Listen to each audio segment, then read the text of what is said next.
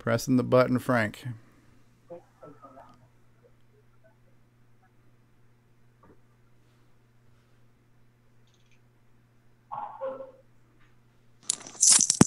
All right, the light is green on YouTube. I see you streaming on YouTube.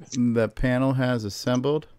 We are going to go live with CoCoTALK episode 96 in 3, 2.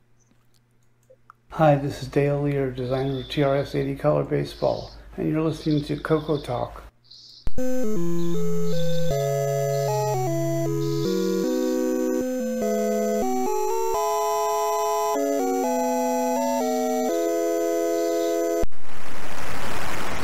Six in 3.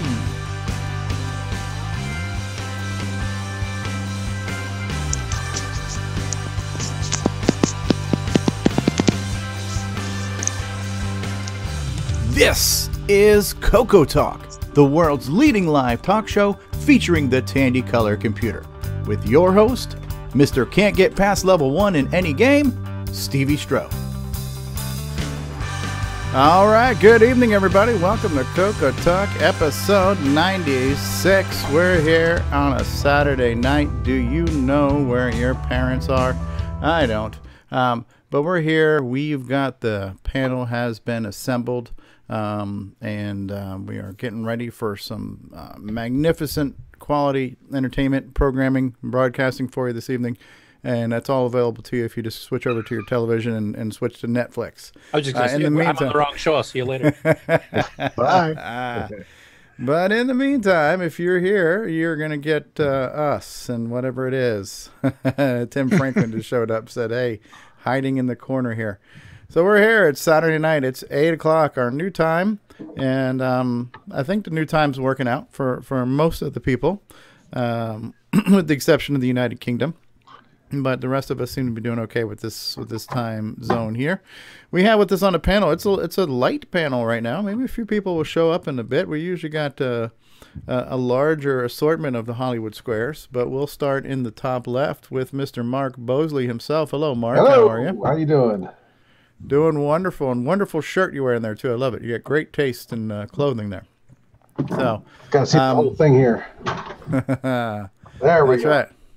Shameful plug available at our retro swag shop at 8bit256.com. Get your CoCo shirts today. There, so hey, right there. Joe Burnett just showed up. Hey, Joe, how are you? Welcome to the program.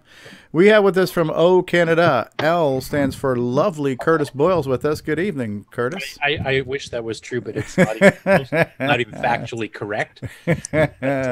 I could say another word, but it would be very nice. Lazy Curtis Boyle? Coming from Bill, that'd be a more pleasant one, I would think. Yeah. Now, talk about dedication. This guy's a little under the weather. He's not feeling completely well, but he's still with us. Our celebrity interviewer, our booking agent, the Timberman himself, Ron Delvaux. Good evening, How Ron. you doing, everybody? I do have an item that I purchased from you guys. Hey, look at that. It's the CoCoTALK coffee and then, mug. I supported Radio Shack by buying the shirt. So there you go. Radio Shack needs our support. And look at that, the travel mug, the deluxe travel mug, too. Isn't it awesome that you can actually buy something from Radio Shack? It is. It is. It's cool. It actually is. All right. We also have with us, we'll save the best for last. He just joined us here.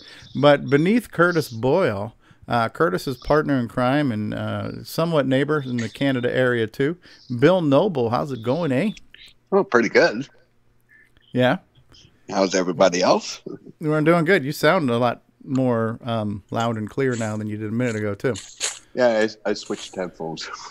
Okay, excellent. Now we have the Thunder from Down Under, the game developer, the owner of multiple Ferraris, the pilot. Star who pops or whatever he is, but Nicholas Marentes is with us. G'day, Nick. Hey, g'day. How are you all?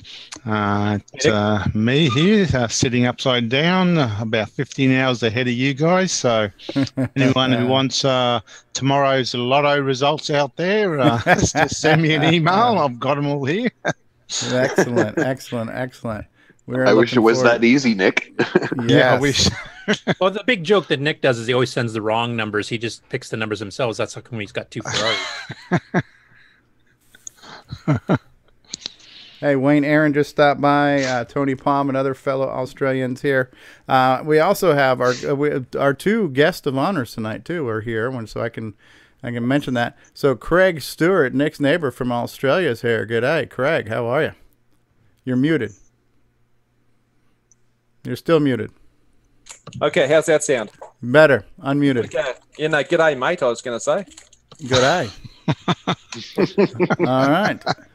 And finally, someone who can speak properly. It's about bloody time, ain't it? Yeah. And we also have with us another CoCo game developer who we'll hopefully be able to speak to this evening too, but Paul Shoemaker, the creator of the game that's sweeping the nation, Dungeon Crawl, is here. Good evening, Paul. How are you? Hey, good evening, guys. How are you guys doing? All right, all right. Actually, I think our Australians now outnumber our Canadians. We now have Bryza's here too. How you doing, Bryza? He's muted, but he's waving at us. Okay, so we're saying hi. We'll say a good day for you on your behalf. The hell was that? Did anybody else hear that besides me? Yeah. No freaking idea what that was. That's how you say good day, huh? All right. Well, we're here. We're live on YouTube. We are live on Facebook. There are 21 people watching us right now. I want to apologize in advance, but thanks for being here. And so let's jump in, and I'm glad that both Craig and Paul are here. And so we're going to just talk about, and so Craig, we're delighted to have you. You joined us a couple weeks ago, and we've been wanting to talk about some of your programs. And I did a video on one of your games, Space Marauder, which you were so kind to say I did so horribly at. So I don't know if we'll do any better tonight. Curtis and I, we actually looked at everything last night. So we looked at the games. I've read the manuals.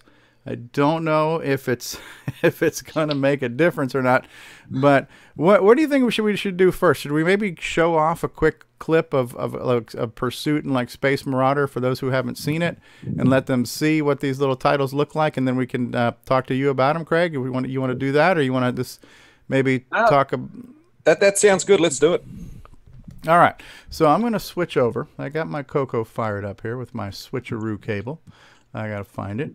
And, just trying to remember, have we done a kind of a biography of Craig yet? No, to my knowledge, I don't think we have done a biography of Craig yet. Kind of interesting to hear. I got into the CoCo and actually started producing games that were sold through Radio Shack. Yeah, sure. What, right now? What other stuff's on that CoCo? Oh, that's nasty, that noise. All right, so we're going to make your video maximize here, Craig, so we can see you and nothing but you right now. All right, so we're looking at Pursuit. Now, it says here, press button to start. Do I have the right button? This is what I love about CoCo's, right? Press any button, I think. I don't know. I wasn't too good on instructions when it came to games. Well, maybe you press the joystick button. Yeah, but I might not be in the right one. Like, it's either left or right, so I have to... If only somebody came up with a joystick that had a switch that could switch between left and right on the fly, huh? Or even better, if only somebody plugged in two joysticks at once so they're prepared. Yeah, yeah. Well, then you need a matchbox because it does that auto switching. We need to increase the budget of the show for that. All right, real quick, what I'm going to do is I'm going to lower the volume on that just because it's... All right, thank you. Yeah. All right. So, yeah, how about we start off with a little bio from Craig. Tell us your little backstory when you got into computers and into programming and stuff like that. Okay, well, I probably started like most people here. It was back when I was a teenager. My mother was working in a shop that sold candy products at the time. We just started to get introduced to computers in high school, so I was kind of keen to see what they could do. And after playing a few very primitive sort of games like, I don't know, Lunar Lander, remember that one with a ticker tape type output? It was quite a sort of very old mainframe type game, but that was my introduction to gaming on a computer. And then my mother decides to come home with a Tandy Color Computer one day after work, and then that's where my interest started, I guess. So what year would this have been? Would that have been like 81, 82, 83? Yeah, look, it probably wasn't the first year it came out. It probably would have been 82. 82 sounds about right. Okay. So look, it was just a 16K standard basic model. pretty basic. And obviously, once I started to get involved in typing in programs for magazines, I started to get more involved in how they worked. So it was probably a couple of years after just typing in games and magazines. I decided to try to make a few of my own games. By that stage, as with many Australians, I'd subscribed to the Tandy, the Australian CoCo and the Australian Rainbow magazines. I was always kind of jealous that we couldn't get the American versions because the Australian ones were very stripped down, very black and white and very basic sort of cutouts of the American Rainbow. But nonetheless, that certainly exposed us to some great programs and some great ideas. And so after spending countless hours and days typing in listings from other people, I started to do the same thing myself, write my own software, and that's what got me into it. So I must have probably submitted, I don't know, 10, 20, 25 articles to the CoCo and over the magazine over many years. A lot of those were games, some of those were utilities. But I guess what got me interested was eventually I kind of read a couple of articles about machine coding and assembly language, and that got me into the, I guess, space where you could actually start to do games that were running at a reasonable speed. And I think about the same year, Tandy launched a competition as part of the Australian magazine subscription, and they invited everyone to send in some games. I think that year I sent in a game called Tangle, which was one of my first machine code games. It didn't win, but nonetheless, it was a fun game, and a lot of people said it was a great game to play. It's kind of like a two-player game, a bit like, I guess, Tron, where you've got two light cycles heading towards each other, and you just basically try to cut each other off. So I was kind of encouraged by that because people gave some good feedback about the game. And then the next year, after the CoCo 3 was launched, I entered the competition again, and we put together a game called Pursuit. And so that was my first attempt at a CoCo 3 game. That Pursuit game won the competition, which is great. That was certainly an ego boost and a little bit of a financial windfall as well. Tandy, I think, paid $1 per copy that they sold in the stores. They sold it for about $20. But nonetheless, that gave me a bit of pocket money and encouraged me to try again the next year.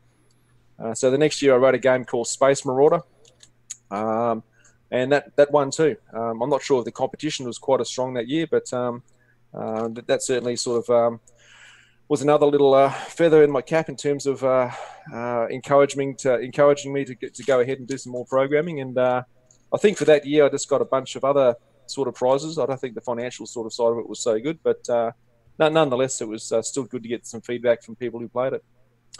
So that's kind of my bio. Okay. So were those last two games, Pursuit and Space Marauder, were those sold through Radio Shack in Australia? They were sold through Tandy. Yeah, both of them sold through Tandy Radio Shack Australia. I don't think they ever sold them overseas outside of Australia. From memory, I think they might have sold 2,000 or 3,000 copies in Australia. But nonetheless, I think most of you guys have stumbled across on those games now, which is great. Did you keep your machines, or do you still have them? Look, that was probably one of my biggest regrets, is that probably after the CoCo 3 started to sort of go into decline, I, like many other people, I guess, I tried the next sort of level of machine, which was an Amiga at the time, and I sold my CoCo 3 and all the hardware that went with it. So unfortunately, a lot of that hardware, all of the source code and everything has been largely lost. Although I think Nick found some of the source code a little while ago for Space Marauder, which was good. I think I do have it, and I think I might have got it off Curtis. I'm not sure. Not the source. I've never seen the source for it. Oh well, I'll have a look and double check and send you a copy. Nick's definitely got the source for it. The thing is, back in those days, I never used any of the mainstream assemblers. I used an assembler from Tino Del Borgo called Bass Assembler. Yes. So it's written in Bass Assembler, which for those who don't know, is just basically like Tandy Basic, except that you can insert assembly language in your basic programs. And it was a really easy program to use if you knew how to type in basic programs. It was exactly the same thing. I think Tino had just patched into the normal basic so that you could insert assembly language or machine code inside your basic program and jump into it and out of it anywhere in the basic program. So I actually wrote all my games using that assembler. Neat. I've tried looking for it as well, but it's hard to find.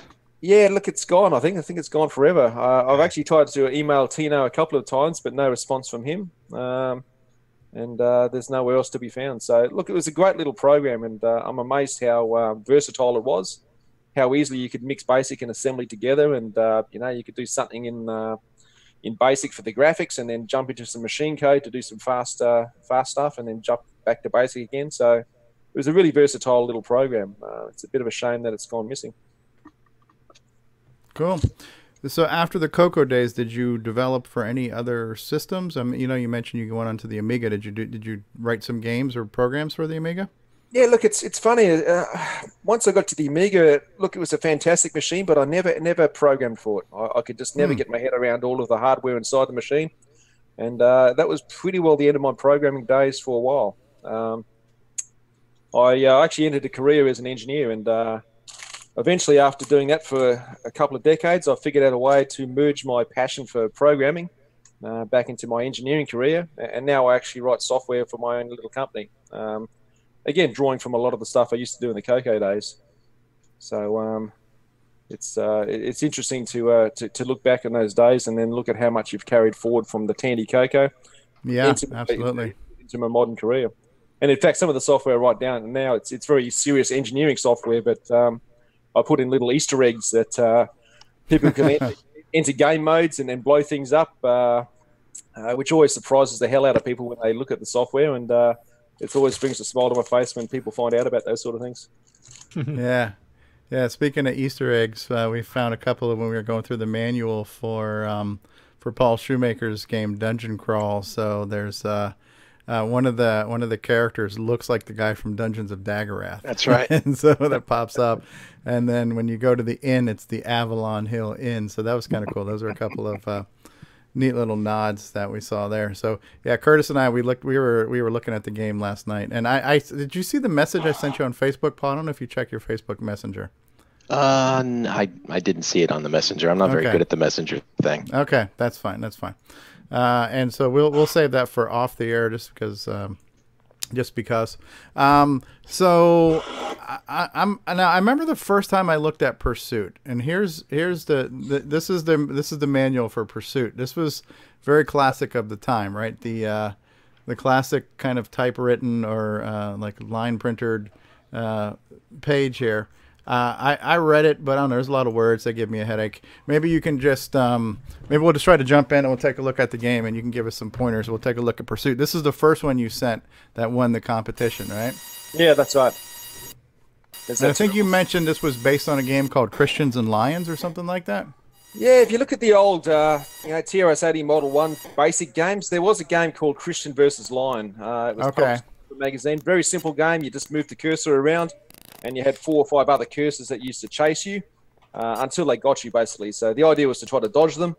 It was all very slow, step-by-step type back in those days. But the idea sort of intrigued me and kind of inspired Pursuit, which obviously is a much faster game. I don't remember what the hell I'm doing on this one here. We got to try to kill these guys with our shields. Okay, so in Pursuit, you've got 2 modes. The first mode is basically called the dodger mode, where you've got to avoid them. But you have a shield, and so when you press the joystick button down, you can ram your ship against them. That causes them to sparkle and break down, and eventually they'll explode. Or a better tactic is to ram them into a wall while you're pressing your shield, and that quickly basically makes them sparkle and explode. So if you can sort of position one of those spinning blades against the wall and then ram it into the wall while you're using your shield, you'll find that they quickly destroy. Okay, but I've switched screens now. So am I on a screen where I'm supposed to be shooting my laser or something? Yeah, okay. So the second one, once you've blown up those 4 spinning discs, I don't think you've done that yet, have you? So, okay, I think you just blew yourself up.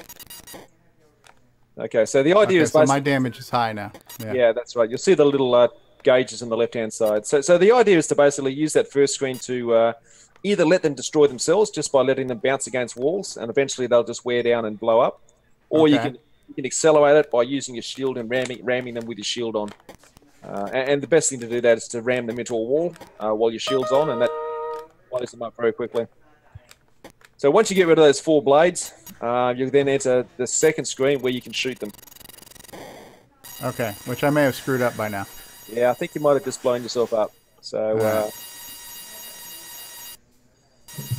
yeah, that's a terrible sound, isn't it? I don't know why I came up with the sound.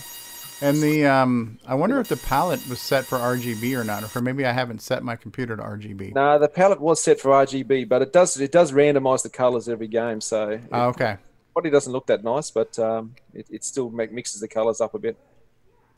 So yeah, in Australia, I think most people we went with the RGB mode. Nick, you can probably comment on that. Yeah, they were. Even our composite was actually RGB. Yeah. All right, so I'm on screen 1. In screen 1, you just want these guys to blow themselves up. Okay, so on screen 1, either dodge them or use your shields and ram them against the wall. So you kind of very carefully maneuver yourself so they're drawn towards you. But you obviously don't want to waste too much of your shield either, because you'll see that gauge on the left deplete. Okay, and if they don't touch me, they can't hurt me. Exactly, yeah. So every time they hit a wall, you'll see some sparks come off them. That means they're wearing down, and eventually they'll blow themselves up. They blow it up real good. Yeah, that's the one. But if you want to make it, yep, there goes one. But if you want to accelerate it, just ram them with a shield on, and that'll blow them up faster. That's screwing with my energy, though, too. Yeah, you got to have your shield. Yeah, exactly. Your shield energy will go down while your shield's on, but that's okay. It gets replenished every round. Okay, so and there's one left, so he's going to bounce a few times and then he'll die. He should do, or you can help him along his way if you want. There we go.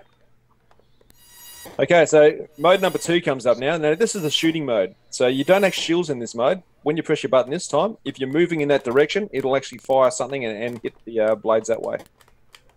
I see. You got to be moving towards the blades when you fire, though. And you'll notice that when you hit them, they bounce back a little bit too, so you can sort of push them away. Yeah. And that's the only way to hurt them in this round here, right? Because they're not going to sparkle themselves to death. Actually, I still think they do, from memory, although I can't see the sparks coming off. Okay, one of them just blew up. Okay, so they must still damage themselves when they hit the wall. But once again, you can accelerate that by just shooting them. Yeah, and I don't see the line where I'm shooting, but I see the sparkles from when my shot hits the wall. Yeah, exactly. The line was a bit expensive when I was programming it, so I took that out and just put some sparkles there. Okay, so at least I understand what the hell I'm doing now. Yep, I got one left. One of these doohickeys left. Come here. He's a little spinning son of a bitch, ain't he? Okay, we got him. There we go. Got him. All right. Okay, now we're back to the shield mode again. So once again, this is the defensive screen, but this time instead of 4, you've got 7 blades chasing you. Ah, and so then just kind of rinse, lather, and repeat, huh?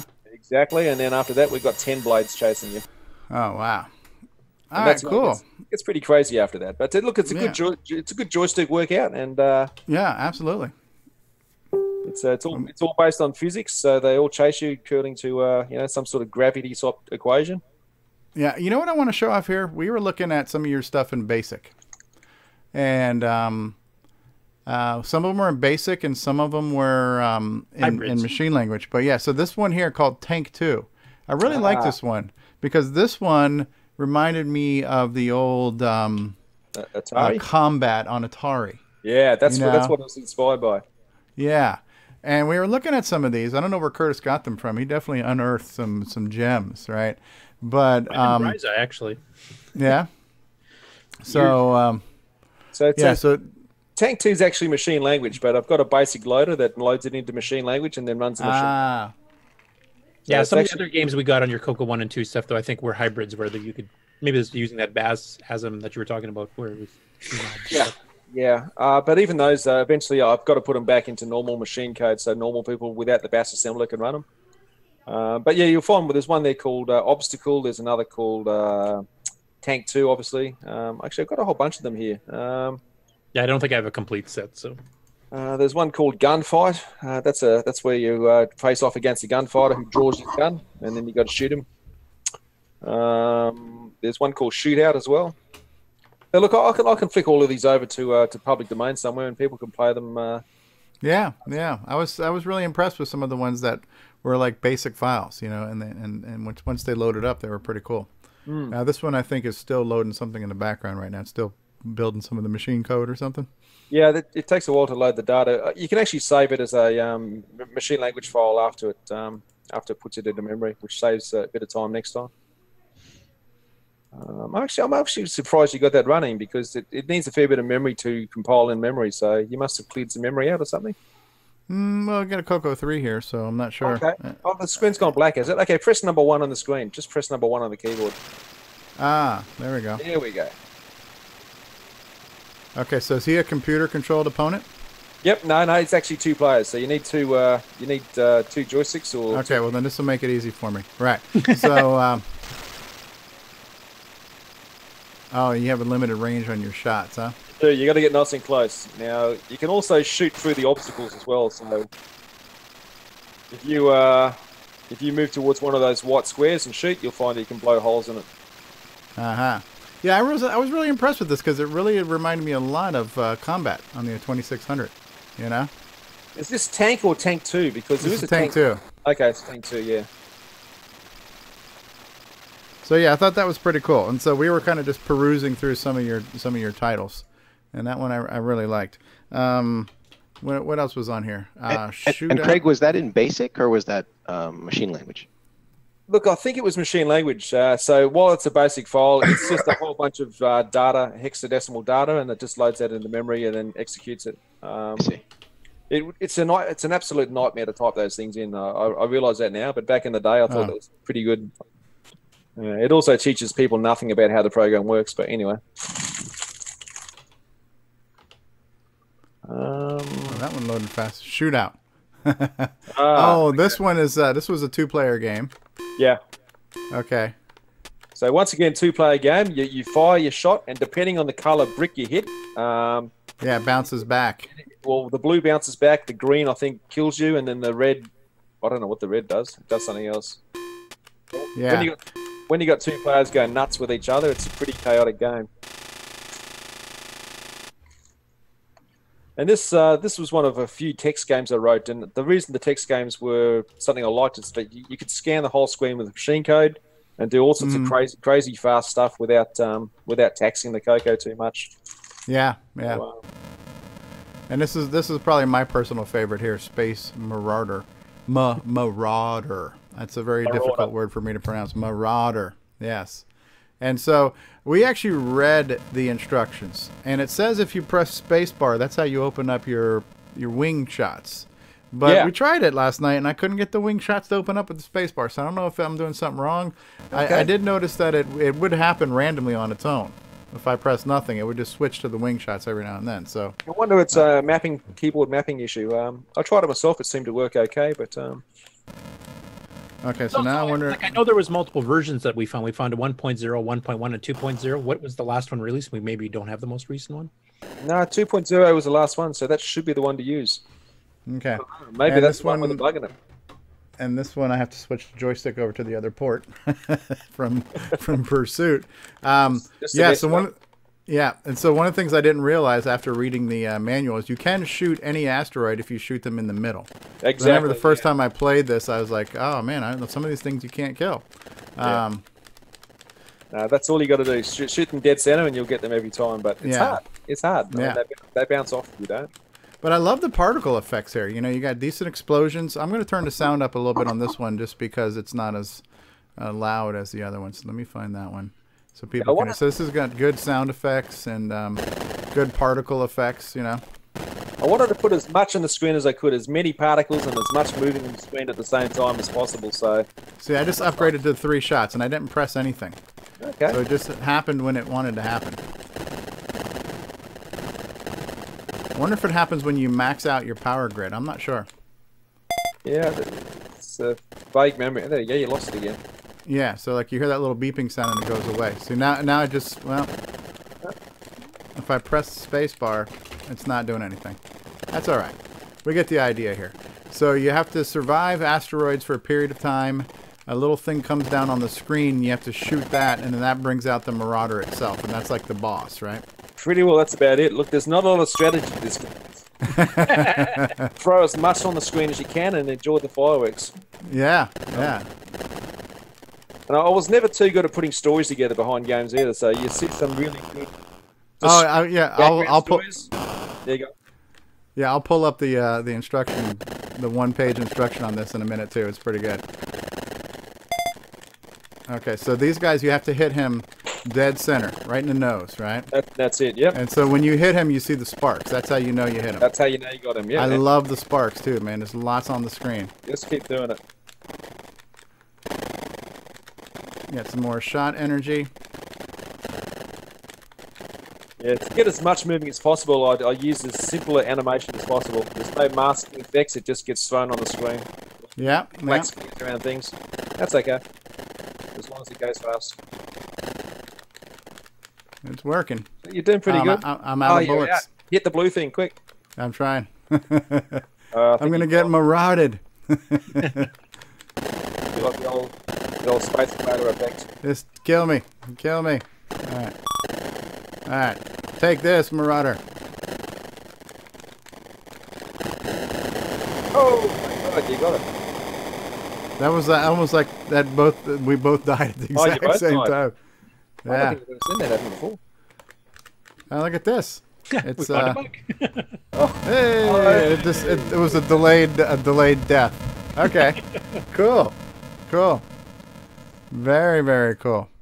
So that was pretty well. That was pretty well the end of my CoCo gaming career. I was going to do another shoot 'em up one, a bit like just like a vertical scroller, but I never got around to it. I saw Nick did that instead, though, so that's good. Nick's done a few. He'll get it right one day. Cool stuff. Cool stuff. So these were for sale in Australia at Radio Shack. People could buy them at a Tandy store. Exactly. You walk in the shop, and hopefully you'd see one there on the wall that was packed in a bit of plastic and a bit of photocopy coloured paper, and that was about it. That's that was Tandy's effort. Here's and that was part of the Christmas pack as well. I remember. It was too, Nick. That's right. Yeah. We found the one sheet on this. So it says use left joystick and fire button. Spacebar toggles wings lasers. Beware, wing lasers use more power. Destroy asteroids and the Marauder swoopers for extra points. If power permits, else dodge them. Run headfirst into comets for extra power. Run headfirst into warpers, hyperspace to next screen. Ship will self-destruct if you miss. Yeah, I found that one out too. Your shields are non-renewable. The asteroids and Marauder require dead center hits to have any effect. A Marauder will take 20 direct hits before being destroyed. And then you get down here to the bottom, nice little graphic there. Space Marauder, winner of the Tandy Bicentennial Programming Contest. Instructions. Now here's your story. You said you're not big on story, but here's your story right here. Waves of marauding spaceships have been terrorizing the galaxy. Your mission is to hyperspace to the asteroid belt, pick up the warp device, and hyperspace it to the marauding spaceship and destroy it. The asteroid belt gets more dangerous and the Marauders get more vicious as the game progresses. So I remember nothing of that. I've got a funny feeling Tandy probably rolled their eyes and wrote their own story, I think. Okay, that could be. We've heard that. We've heard that a lot. Where that happened to Rick on which game of his was that? Temple of Rom. Yeah. Mm-hmm. The instructions they eventually brought out and Rick actually saw in the store bore no resemblance whatsoever to what he'd sent Tandy. Right, yeah, because it ends up being taking place on a space planet. So somehow Temple of Rom was an outer space adventure that nobody knew, including the author. Right. So very cool stuff. So I'm glad I found that game, and we're delighted to have you on here. What were some? Did you ever come to the United States and do anything like a Rainbow Fest or a Pen Fest or anything like that? Look, I've never been to any fest at all. So even in Australia, I never went to a fest at all. So it's something I obviously as a teenager I really couldn't afford, and in later years I would have loved to have gone, but I've never had the chance. But this year it is. This year I'm going to go. So I'll be in the Chicago one in April. Is it April? Yeah, and no, May. Sorry. It's May. Yeah, May 4th and 5th. Yeah, that's it. Yeah. So I'll hopefully be there with bells on. Excellent. Yeah, and we got a note from Bryza saying that this was $19.95 was what this cost from Tandy when we went to buy this. So $20, like you're saying, yeah. So $20, and they threw you a bone for everyone they sold. That's kind of cool, right? Now, were these sold on disc only, or were they on cassette as well? Did Tandy take both, or? No, they were both. I think. I think, in fact, they might have only been on cassette. Cassette, I think they were. Yeah. That's the same with your games, Nick, too, that were sold? Yeah, they only bought them on cassette. Okay. Until we transferred them over to disc. Well, yeah. I got a question. I got a question for Paul as I cue his up. Paul, do you know any tricks on the CoCo SDC and how to map these discs to drive 1 and drive 2? Because I've been doing it from the command prompt. Is there a way? Yeah. Well, if you have the latest version of SDC, you can hit Shift 1, right where you have it right now. And you should say that it mounted it. Paul just walked me through this because Jacob and I were just firing this up. Is it Shift 0 for play and Shift 1 for map? Is that what it is? You don't have to mount disc 0, just disc 1, and then arrow down to DC play. There you go. Okay. And then just go over and press enter on run me. Okay. Very cool. So we'll get that queued up. Dungeon Crawl by Paul Shoemaker. So yeah, I want to show that off, and I want to show off the packaging too, because for those of you who may or may not have ordered the limited run of the physical media. So what you get in this is Dungeon Crawl. So you got a nice manila envelope. So this is better than just a clear baggie, right? So this is improved packaging over the 80s, right? It's fancy. It used to be just a Ziploc bag, right? There is a glossy card that shows off your spell stones. Now, these spell stones, when you acquire these, do you keep these for your forever? These just become powers that are always on you? No, they're temporary. They expire. You get them for a random amount of moves, basically, turns. Okay. And then they expire. But there's several ways to get the spell effects, but they're almost always random. The only one that you can actually have any control over is the giant strength one, which I think is the very first one. And then very cool, not one, but 2 floppy disks. So one of them is the map disk. Nice label, Color Computer 64K map disk. And then you have this one here, which is play disk. Okay, so you need to have, if you're going to run it off physical floppies, you need to have 2 floppy drives for this to work then, right? Yeah, you do. And the reason for that is there was just not enough space on one floppy disk to have 10 levels. I could fit 9 levels, but not 10 levels, and then all of the game files. Does it work as a single disc if you swap discs? Like you load the programs and stuff off the first one and then switch? No? No. Okay. No, the only thing you could do is copy over the first 9 levels, and then you could play on the 9 levels, but you'd have to be very careful not to accidentally go to the 10th level. Okay. Now, it should run fine off a RAM disk, so if you have a 512K CoCo 3 initialized, a couple of RAM disks, you should be able to use those as a drive 1 if you only have 1 physical drive, I presume? Yeah, I think that would work great. But is the game kind of hard-coded to load certain levels from drive 0 versus drive 1? It's hard-coded to load all the levels from drive 1. So you'd have to make drive 1 a RAM disk then? Yeah. Yes. Disto's 512K had a program that lets you do up to 2 RAM disks, so that would work. What are your plans after this one? Well, so I got to do 2 more things for this one. So you don't get a physical disc 3, you do get a digital disc 3, and on the digital disc 3 is the actual level editor. It's what I used to make the maps. Okay. And so what I didn't provide anybody are the instructions for how to use the map editor. Now it's hopefully fairly intuitive, but you do have to know how the map works in order to be able to create the 50 room level. And you have to know what the naming convention of the level files should be. And there's a couple of other little tricks. So it's not terribly complicated, but I haven't written that manual yet, or that documentation for the level editor, even though everybody who bought a copy has the level editor with them. And then the other thing that I'm going to do, Ron, is I'm going to release 10 more levels so that people can get to go down to level 20 on the map instead of just level 10. You know what that is, dude? What's that? That's DLC for the CoCo, man. That's right. That's right. I don't think I'm going to charge for any of that extra stuff, though. So I don't know if it's DLC or not, but I'll release all of that stuff in the next, I don't know, month That's or so. TLC if you're not charging. There's Jacob. Hey, Jacob and Bruce. We're really anxious to see this because we were just firing this up, and just in the chat here got Paul to walk us through how to mount Drive 1 so we could play the game. Excellent. Yeah. We're excited. I was doing it manually last night, so I broke out to the basic prompt and I typed in drive 0, whatever that works DSK too. and drive 1. So I didn't realize there was an easier way to do it in the GUI. So yeah, I learned a new trick too. So, and it actually reminded me of Forest of Doom a little bit too, because you go back to the inn, to upgrade your levels and stuff. Yeah. So before we move on to the next one, I do want to say thank you to Craig Stewart for being here and letting us kind of look at some of his software and hearing some of the stories behind that. So I got one quick question for Craig too before we let him go here. Mm-hmm. Have you got any thought about getting back into making a new CoCo game? Yeah, look, it's a good question. I've been watching some of the efforts of Paul and Nick, and I get inspired. So look, I'll never say never, and it'd be great to get stuck back into it. But I just remembered how many late nights I used to do with those other ones. So finding time these days is hard.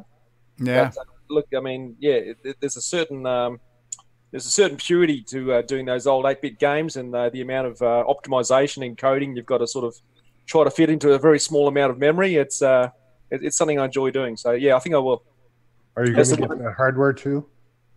Yeah, look, the hardware's not something I've ever got into. So look, I've been watching you guys play with all sorts of fantastic little hardware devices, and look, I barely got past using a cassette recorder back in my day. So it's I've got to catch up to see what you guys are up to make sure it's something I can get my head around. But look, at least it'll be CoCo disc at least, and it'll use lots of special effects. But beyond using any other hardware, I can't say. Have you got a CoCo at the moment? Yeah, I've got a CoCo. I've got an American CoCo. I've got an Australian CoCo 1, and I've got a CoCo 3. So it's funny. I was actually always very jealous about the American CoCos because of the way you guys could display color in P Mode 4. And looking back at those old games in the Tandy catalogs and the Rainbow magazines and watching those beautiful blues and oranges, I thought, in Australia, all we got was these funny grays and purples. Yeah, well, we experienced a lot of that going through the AGD stuff last night, the black and whites. Like, oh my God, my eyes are still hurting from it all. So it's painful.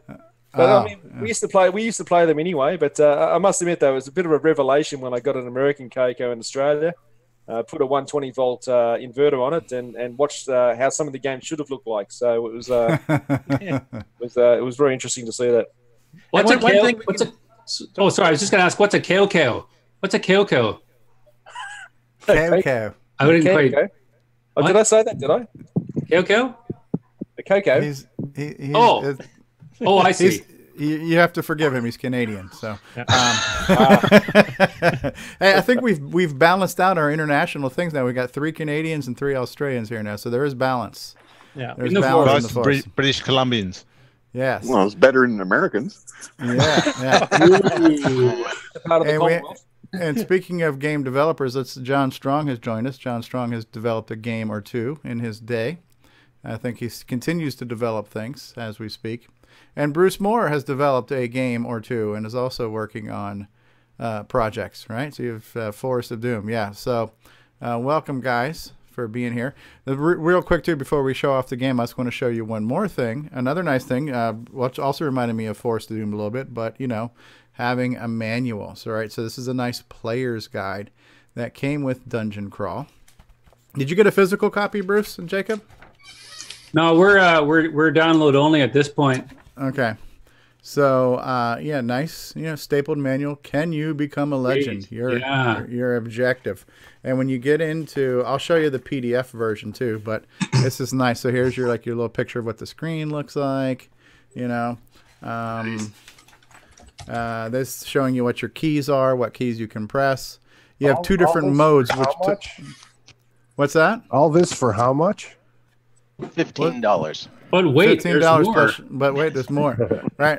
So it took me a while to figure out that while I was in combat, I couldn't press U to heal myself in combat. I'm like, dude, it says press U, but I couldn't press U in combat. So different keys work at different times. That's right. So we got that going on. Leveling, like what level spell you can use. You have to be a certain level to cast certain level spells. Then we get into the spell stones. There's different soul stones, spell stone descriptions, items and treasure, so you can get swords and armors and shields and elven cloaks and elven boots and a ring of regeneration. Showing you what some of the features of, and by the way, when we look at these graphics, they look really good.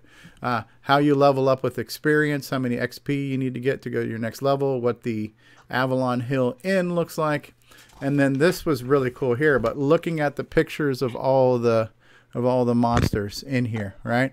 Now, Paul, did you draw all those yourself, or did you get them from somewhere? Or I did not.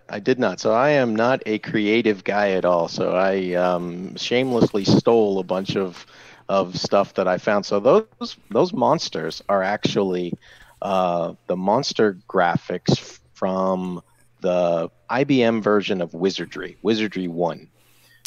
Because I actually began I created those because it's my intention still to go back and create a clone of Wizardry for the color computer. Do you have the siren sound? And yeah, hold on a second, because you stole this from the IBM. Yeah. Hold on one second. Yeah. Against the wall, hands on the wall. Yeah. So if for those of you who have played Wizardry, I'm both like the Apple and then the call it the Tandy 1000 version of Wizardry. The Tandy 1000 version of Wizardry is so much nicer looking than the Apple version was, and so the monster files, they're like night and day. The monsters on the Apple version are horrible, and the monsters on the Tandy 1000 version are much better. So I basically found those. The way that I created them, the monsters, was I went to what is it? archive.com or whatever it is, archive.org, where you can actually go in and play a bunch of old games, and they play them right in the window on your browser. Okay, yeah, like a bunch of DOSBox type stuff. Yeah. Exactly. Yeah. And I just started copying I'd wait for it to show up on the screen and then screenshot it, and then I literally remapped it pixel by pixel into a file for the CoCo. And so heck, doing all that takes talent. Come on. Old school thievery. Nice. Yes, old school thievery. So I'm not creative enough to create anything on my own, but I can flat steal everybody else without any It looks fabulous. It looks fabulous. So I'm very excited to play it. If this had come out in the 80s, I could imagine of dropping, $30-$35 on it and just being thrilled to pieces over it. It looks fabulous, yeah. And $35 went a lot further back in the 80s than it does now. That's like lunch for two now. So yeah. So the only monster I actually drew was the troll from the lost troll from Dungeons of Dagger. Yeah, I'm gonna pull up the PDF of the manual so people can see it a little bit better, right? So now, what about the graphic with the dude holding the sword and all that kind of stuff? So that was fairly challenging to do. So that one I just started searching through old again on the internet. That's actually a part of a illustration that I think is in the Dungeons and Dragons expert level. Oh yeah. book. Oh yeah. I think it is, and and all I did was I took the part of the guy's hand and the sword, and I basically did the same thing, which is I basically mapped it onto an Excel spreadsheet where I could see where all of the pixels were supposed to be black and white. Wow. And then I used the Excel spreadsheet to calculate what the byte value of each 8 pixels would be. And then I kind of did what Craig was talking about. I wrote a basic program with all of these data statements that basically drew it onto the CoCo and then saved the screen. Okay. And so that as a bin file. Yeah. But it was the coolest photo I could find. And and what I found was in working with the resolution that the color computer has, it's surprising if you kind of zoom in on something, and as opposed to if I'd have tried to draw just a dude with his sword, it wouldn't have looked very good. But when you zoom way in on just the hand and the sword, it really I don't know, it hides the limitation of the resolution a little bit, and I thought it turned out pretty well. Absolutely. Absolutely. So yeah, I want to. So here we can see some of the artwork: the pits, the altars, the thrones, the pools, the staircase. Yeah, I think they do zoom in well. I wanted to get to the pages where we could see the bad guys in here. So here's the inn. Here's the creatures, and they look really good. So we have a gnoll, a kobold, a skeleton, a prowler, a zombie, an orc, a bruiser, a ghost, a Templar. I changed him. There's several Easter eggs. There's not just the ones that you noticed. If you look at his shield, it's got it's got the CoCo 3 on it. Yeah. Okay. The Bruiser's got CoCo 3. We got our Templar. We got our Ghoul, our Dwarf. Here's the guy from Daggerath here, the Troll. What the? Is this guy lost? Am I lost? Are we in Daggerath? My heart is suddenly beating like a jackhammer. That was cool when we saw that one last night. So, because I didn't have the book last night when we were looking at this. So we were looking at the PDF. Cave Bear, Griffin, Giant, Spectre, Wizard, Demon, Dragon. Yes, I mean, the artwork is really good on here. Yeah, the demon is not from Wizardry either. The demon I found someplace else because the game Telengard, the two most difficult monsters are the demon and the dragon. And I had a dragon graphic, but I didn't have a demon graphic because there's not a demon in Wizardry. So that's another one where I just was poking around the internet one night until I found an image of a demon that I thought was something would translate well onto the CoCo screen and use that. Very cool, very cool. So let's fire in and look at this for a little bit. I was playing this last night for a bit, and I was able to get a little bit of XP, a little bit of gold. So we're gonna hit C to continue. C to continue. What is it? Continue. Your keyboard must not be mapped, because what that's telling you is you're hitting something other than C or S. Why would my keyboard not be mapped? I don't know. Is it in lowercase? That could be it. That could be it. Oh, did I hit Shift 0? Oh, there we go. Yeah. Okay, you descend into the depths of the deep, dark dungeon. All right, so here we see the screen, and here we are. Now, here's something that I think I noticed. Like right now, I'm not doing anything, right? I'm in the screen. All right. Now, if you don't move, a skeleton monsters will come at you automatically, right? Yes. If you let the time bar go all the way down, it automatically goes to the next turn, and the next turn could be anything. It could be a monster encounter. It could be you could find treasure, or nothing could happen. Yeah. So that's one of the things I noticed. If I just sit here in a room, treasure would literally just show up in the room, and I'm like, wait a second. Yes, is this a bug? That's a much less fun way to play, but yes, you can literally stand in one room and just wait for stuff to come to you. Yeah. Okay, which is what I was doing. Okay. Which without realizing it, because I'm like, well, I don't want to, it does 9 points of damage. So, okay, let's do this. Let's hit C to cast. You do 8 points. See, I'm down to 6. Yeah, I'm dead. See, this is looking at my hit points. But I love how the things scroll up in the middle here. Is there any sound in this game at all? None.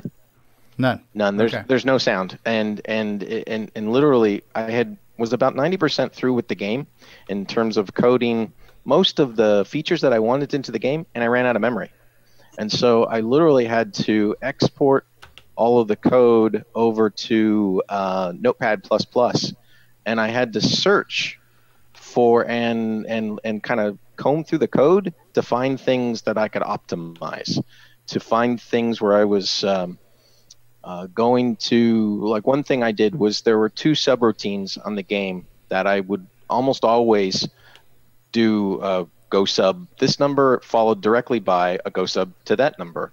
And what I actually did was I made a third subroutine that if you go sub to that third number, it would go sub to those other 2 by itself. And in collapsing all of those 2 go sub statements into one go sub statement, I freed up a bunch of memory. Well, enough memory to add a couple more features into the game. So I didn't add any sound because it was the least important aspect of the game for me at that point. And I might be able to fit a sound, like one sound 200,1 command in there someplace, but literally I ran out of memory. Well, you can play your own music in your headset. Exactly. That's what I recommend. So because I was almost dead, I just returned to the inn. Now this was where you cash in your gold, and this will also hopefully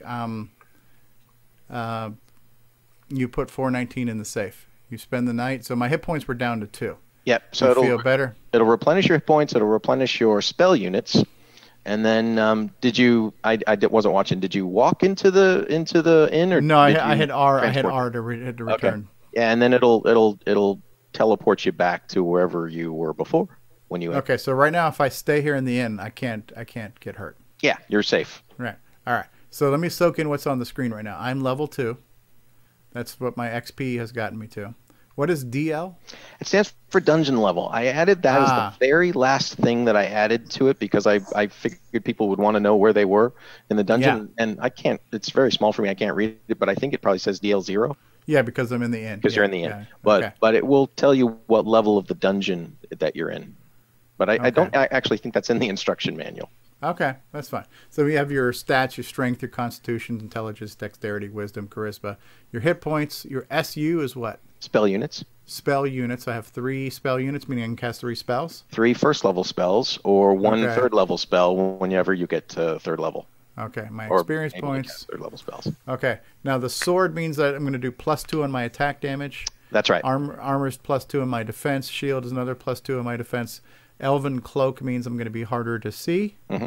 And elven boots means I'm a little bit quieter. Yes. For sneaking in, and the ring of protection means that I can have a little bit of resistance, right? That's right. That's right. And so you're missing the ring of regeneration, which does just what it sounds like it does. At every turn, it adds those amount of hit points back to wherever you're lost.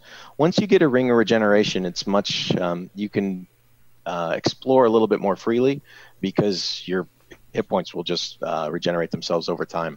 And then everything below the ring of regeneration are actual individual items like a potion of healing, like a scroll of return, like whatever the third thing is that I can't remember right now. But those, the plus next to those is actually an indicator of the number of those items that you have. Ah, I see. All right, so let's go back into the dungeon. All right. See, I just picked up some refuse. Mm-hmm. I snagged it, and you suffer 4 points of damage. Oh, trapped trash. All right. Now, you can...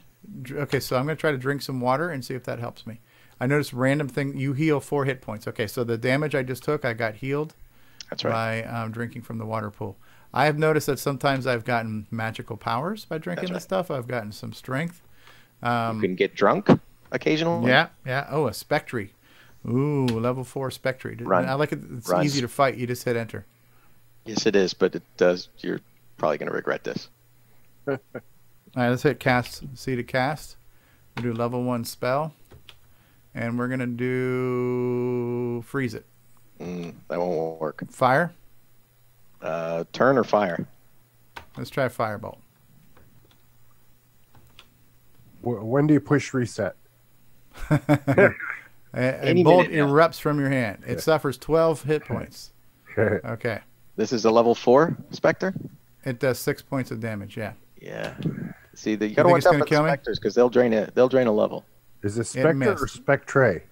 Spectre, I think. All right, so we're going to hit... You do 13 points of damage. It missed. Spectre. Okay, I'm going to hit C to cast.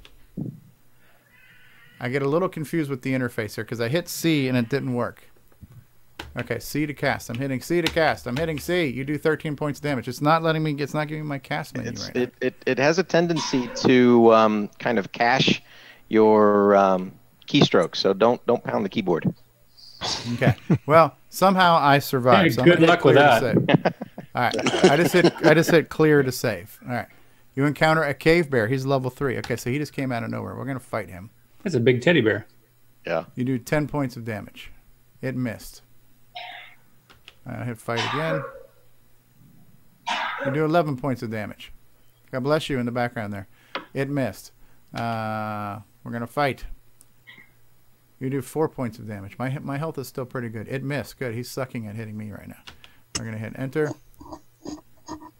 You do 8 points of damage. When does it die? It died. Thank you. You gain 420 experience points. You went up a level. Nice. You gain. Now, does that mean I have to go to? Do I have to go to the inn to cash in, or you just automatically level up? Nope. It'll automatically level up. It doesn't replenish all of your hit points. So any lost hit points are still lost, but you gain whatever new hit points that you get for. Okay.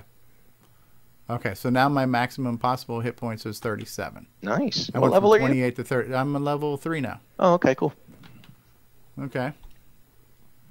We're going to see if we can kill this bloody ghost here. You ought to be able to. 11 points of damage. It died. You gain 160 experience points. Okay. Do I get any treasure from this? See, right now I didn't hit anything that says no. You found a large pool. Let's see if this is going to heal me. You feel better. You just did 2, so now I'm up to 33. All right, let's hit clear to save. Refreshing soul stone. I don't have the ability to go back to the inn. Are you out of your scroll of returns? Yeah, I think so. Okay, you just gained 56 experience by drinking the water. That was cool. That's one of the. You can also lose experience by drinking the water. Yeah. All right. Yeah, I gotta say the level loads pretty quickly. I love the monochrome graphics in this thing. This is a case where black and white serves the game well. Oh, so I've been undetected. I encountered a zombie. He's level 4. You can take him. Yes. Yeah, that's what the elven boots do. Is they help you sneak up undetected, so you have that option of fighting or not fighting. And although it's not super obvious with the game, depending on how the stats that you roll, there is some different strategies that you could employ if you had, say, a very high dexterity but a not so great strength. Very high dexterity is going to make it to where you do sneak up on a lot of monsters, so you can just not fight monsters and do what you noted, Steve, is just kind of walk around and wait to find treasure, because for every gold piece that you find, when you get back to the inn, it converts to an experience point. So there's different approaches you can take to level up. You don't have to just fight everything. But encounter a kobold, kind of the level fun 5 kobold. Oh yeah, kobolds are easy. What you hope for is you hope to run into a kobold that's like double your level. You kill him pretty easily, and he has a chest. If he has a chest, then the magical items typically end up to be the stronger the monster, the stronger the magical items, or the more powerful magical items you can find. So that's I think I just screwed the pooch on getting that chest too. Something popped up and I don't know what I hit, but I didn't get the chest. You missed it. Yeah, a knoll. These guys are easy too. A gnoll. Yeah, this game does remind me a lot of Forest of Doom.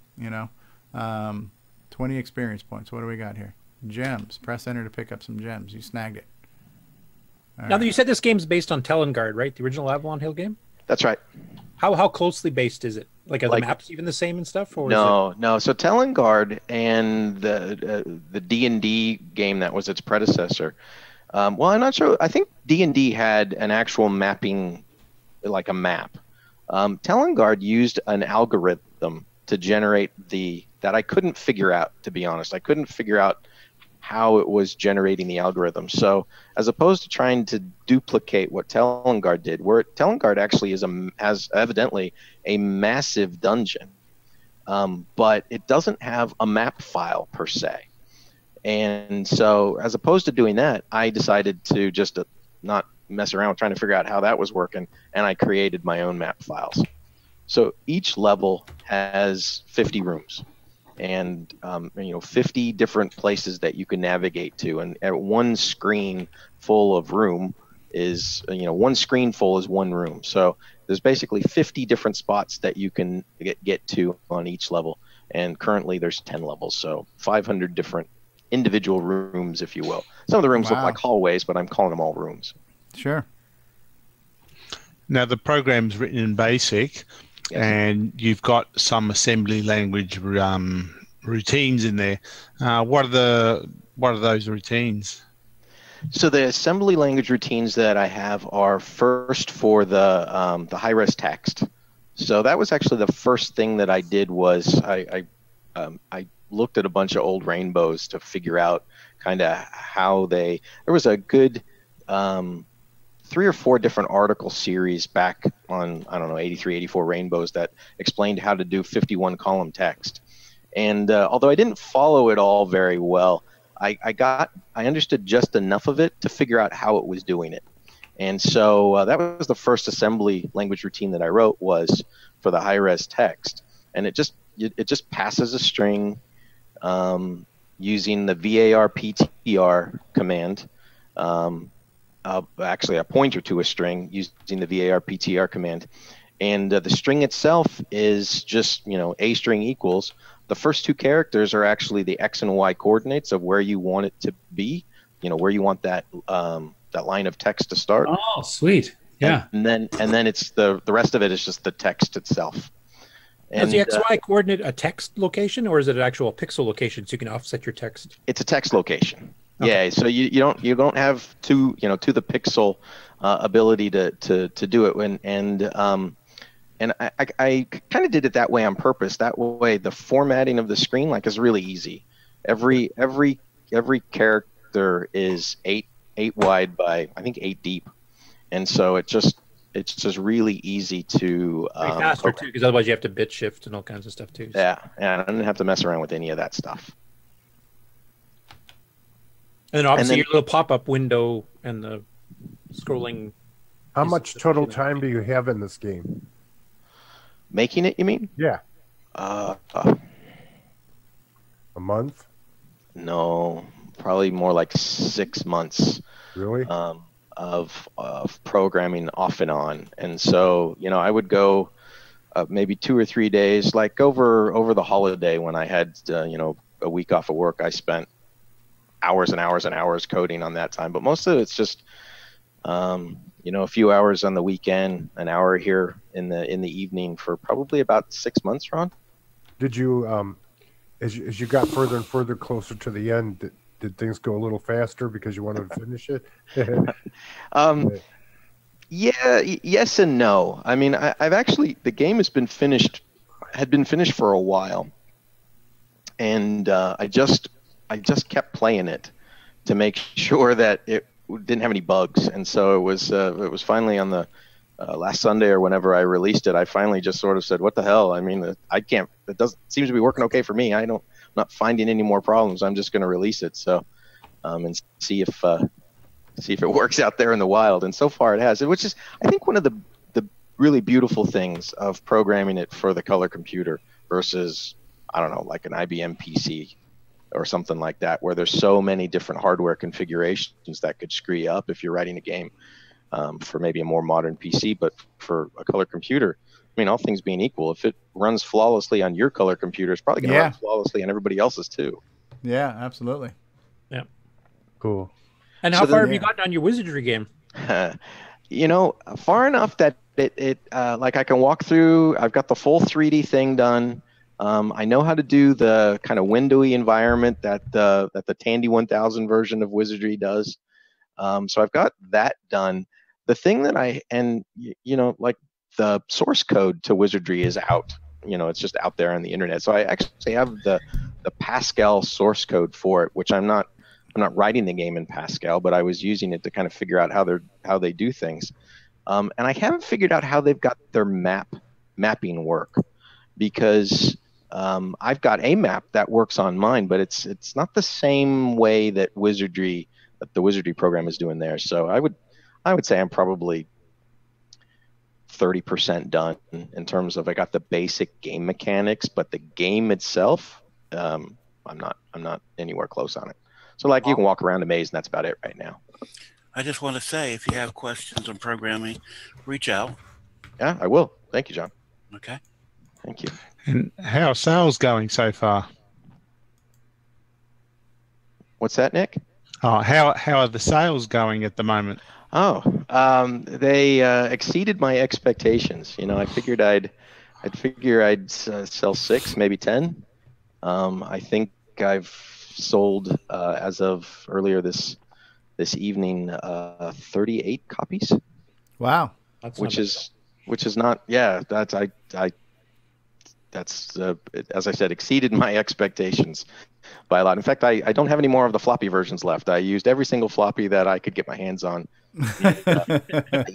Guys, I was really surprised at that. I offered the floppy edition almost as like I don't want to say it was a gimmick, but I really didn't think that there would be that much interest in it. And so I've sold an equal number of floppy editions of the game, like the one that you were showing, Steve, and an equal number of the digital only ones. And so it really surprised me how popular the floppy version turned out to be. Yeah, I will probably never play the floppies, but I like tangibles. I like collectibles, you know. Yeah. So, and I wanted the book, you know. Yeah. So my first thought was to do it the way that Nick does it, which well, at least when I bought Popstar Pilot from Nick, was to get just do it on a CD. And so I was going to do the whole CD thing with the CD cover and, you know, have a little insert in it and really kind of do it following Nick's lead on that. But and then I was like, I've got this box of 30 diskettes. Maybe I should just offer it on diskette and see if anybody's interested in that. And that's neat. It turned out to be pretty. 0 diskettes. And now I have 0 diskettes. Yes, that's okay. They were just sitting there. I wasn't using them for anything. Yeah. Terry Steeg says it's nice to have a physical version. Absolutely. Yeah, it's something cool about that. The collectability of it. Listen, it's nice that if it's digital, you know, because listen, I'm playing it on an SD card. I'm never going to use the floppies, but I like anything I can get my hands on to collect and have. What's the name of your software company? The name of my software company? Yeah. Paul Shoemaker Software. Oh, okay. I just wondered what the sign would look like on the building later on. I have to figure out my logo and my branding and all that stuff. Yeah. Okay. Yeah. And I was going to just mention something here because I was digging through my old rainbows here while we were going through the game, and you'd mentioned like we never really had a wizardry for the CoCo, and I think there was 2. One was pre-announced, never came out, and there was another one I can't remember who was by. It was called the Warrior and the Wizard or something, and I don't know if that got released. It had a full page ad at one point in the rainbow, but the first one, this is the January 1983 rainbow, which was one of their adventure issues, but Prickly Pear Software had a little blurb.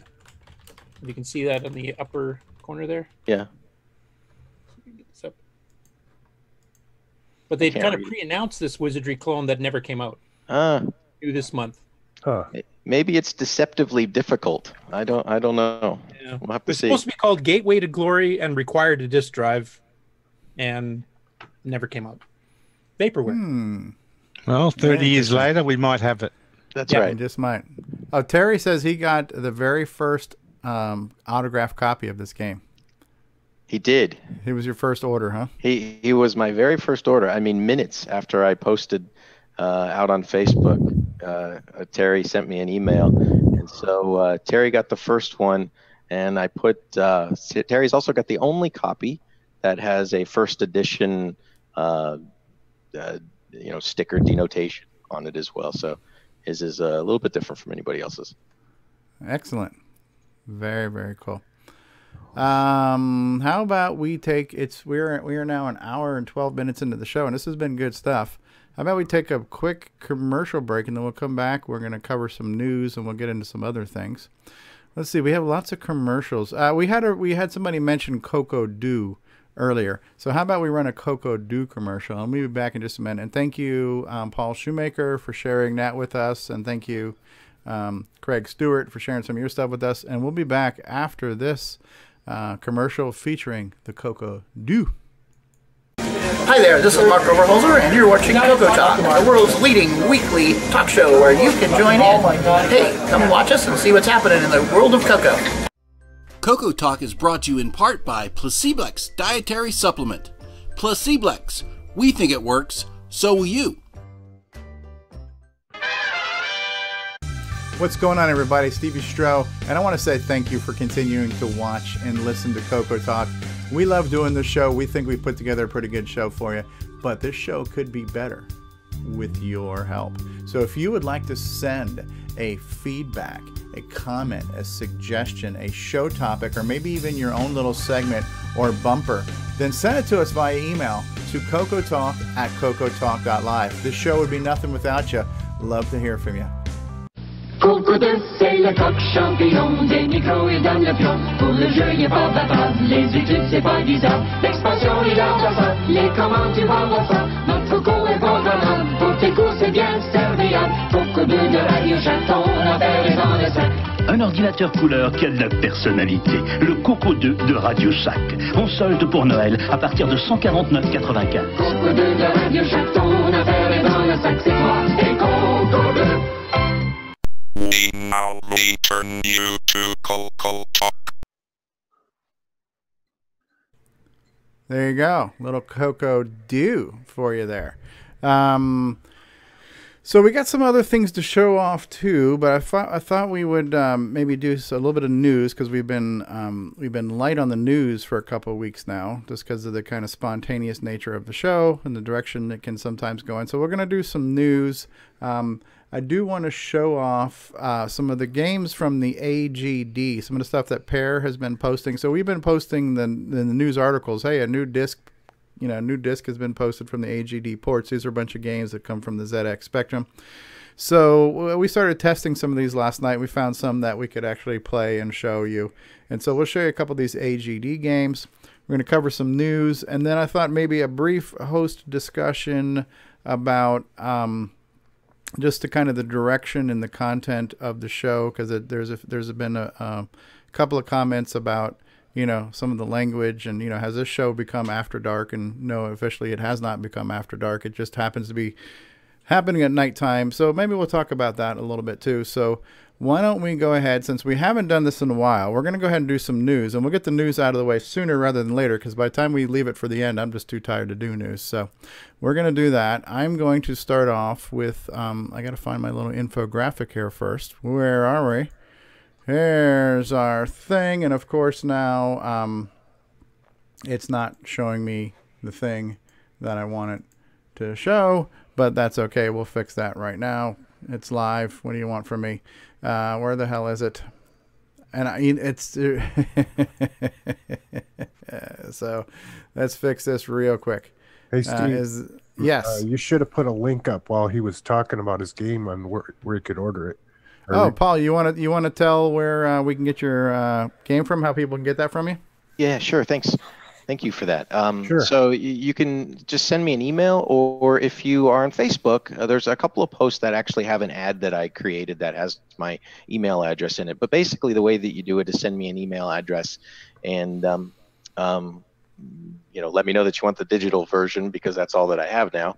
Yeah. And it costs $10 US dollars, and you can pay me via PayPal, and my email address is it's in the ad on Facebook, and if anybody needs it, I'll pop it into the chat window over here on the right side. It's in the CoCo group? It's in the CoCo group, yeah, okay. That's right. And then I'll email you the files. It's just one zipped file with 3 disk, the disk images, as well as the documentation in Adobe Acrobat. Well, go ahead and give it to me, and I'll put it in the live chat for everybody to see too. So what's your email address? It's Paul Fee. Are you being serious? Yeah, I'm going to put it in the live chat so people can get it. Sure, why not?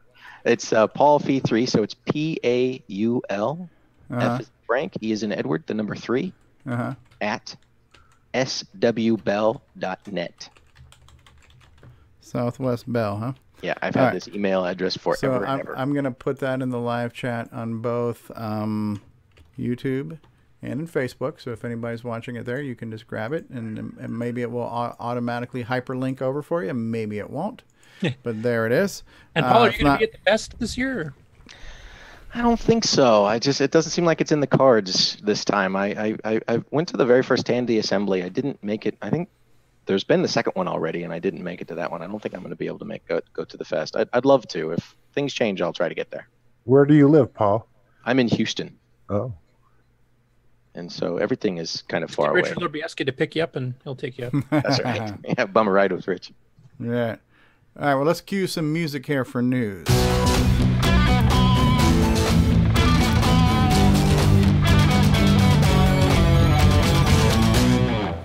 All right. Well, we gave Jim Brain some crap last week because his new and improved CoCo STC extender did not include a real-time clock. And, how could it not?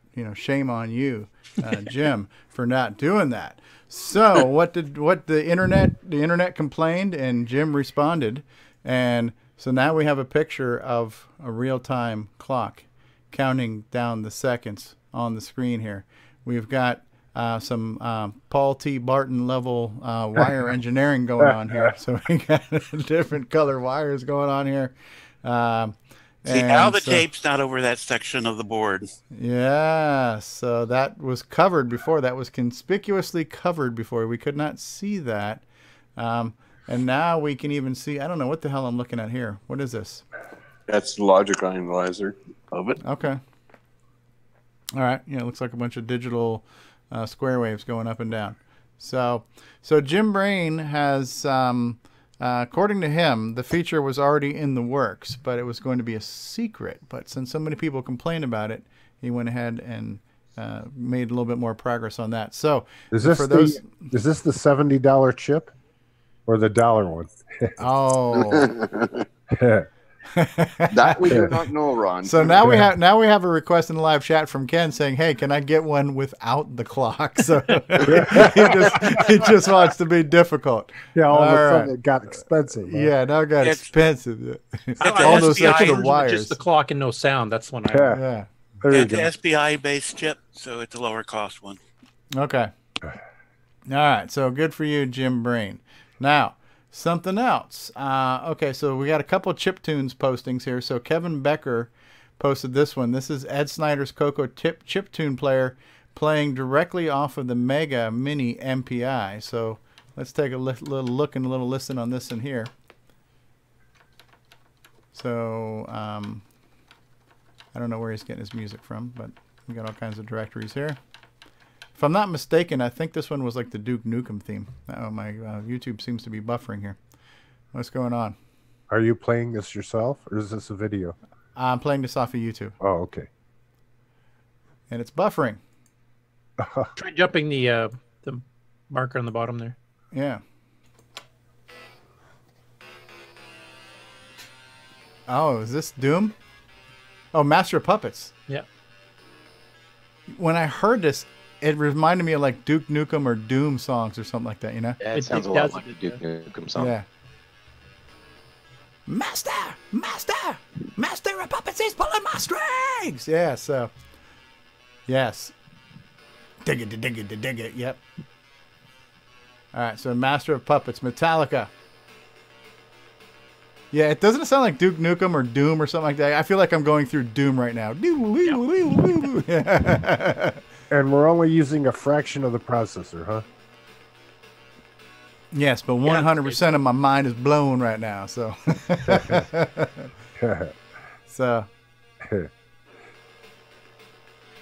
yeah, the drum beat, the downbeat on that drum sounds pretty good.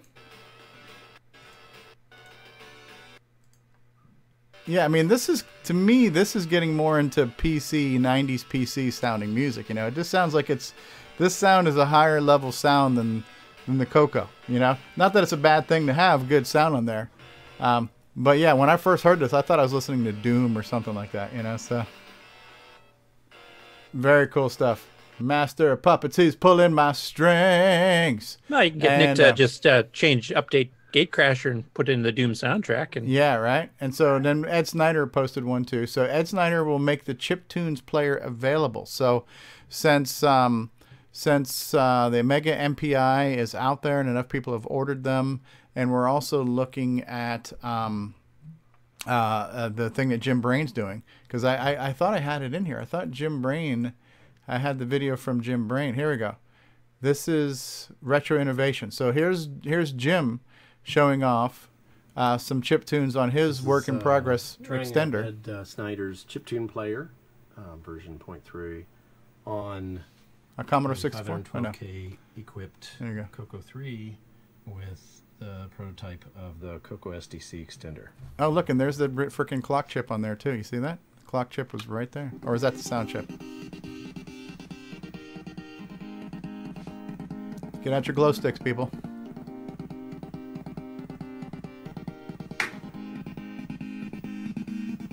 We used to have big lighters. Yeah.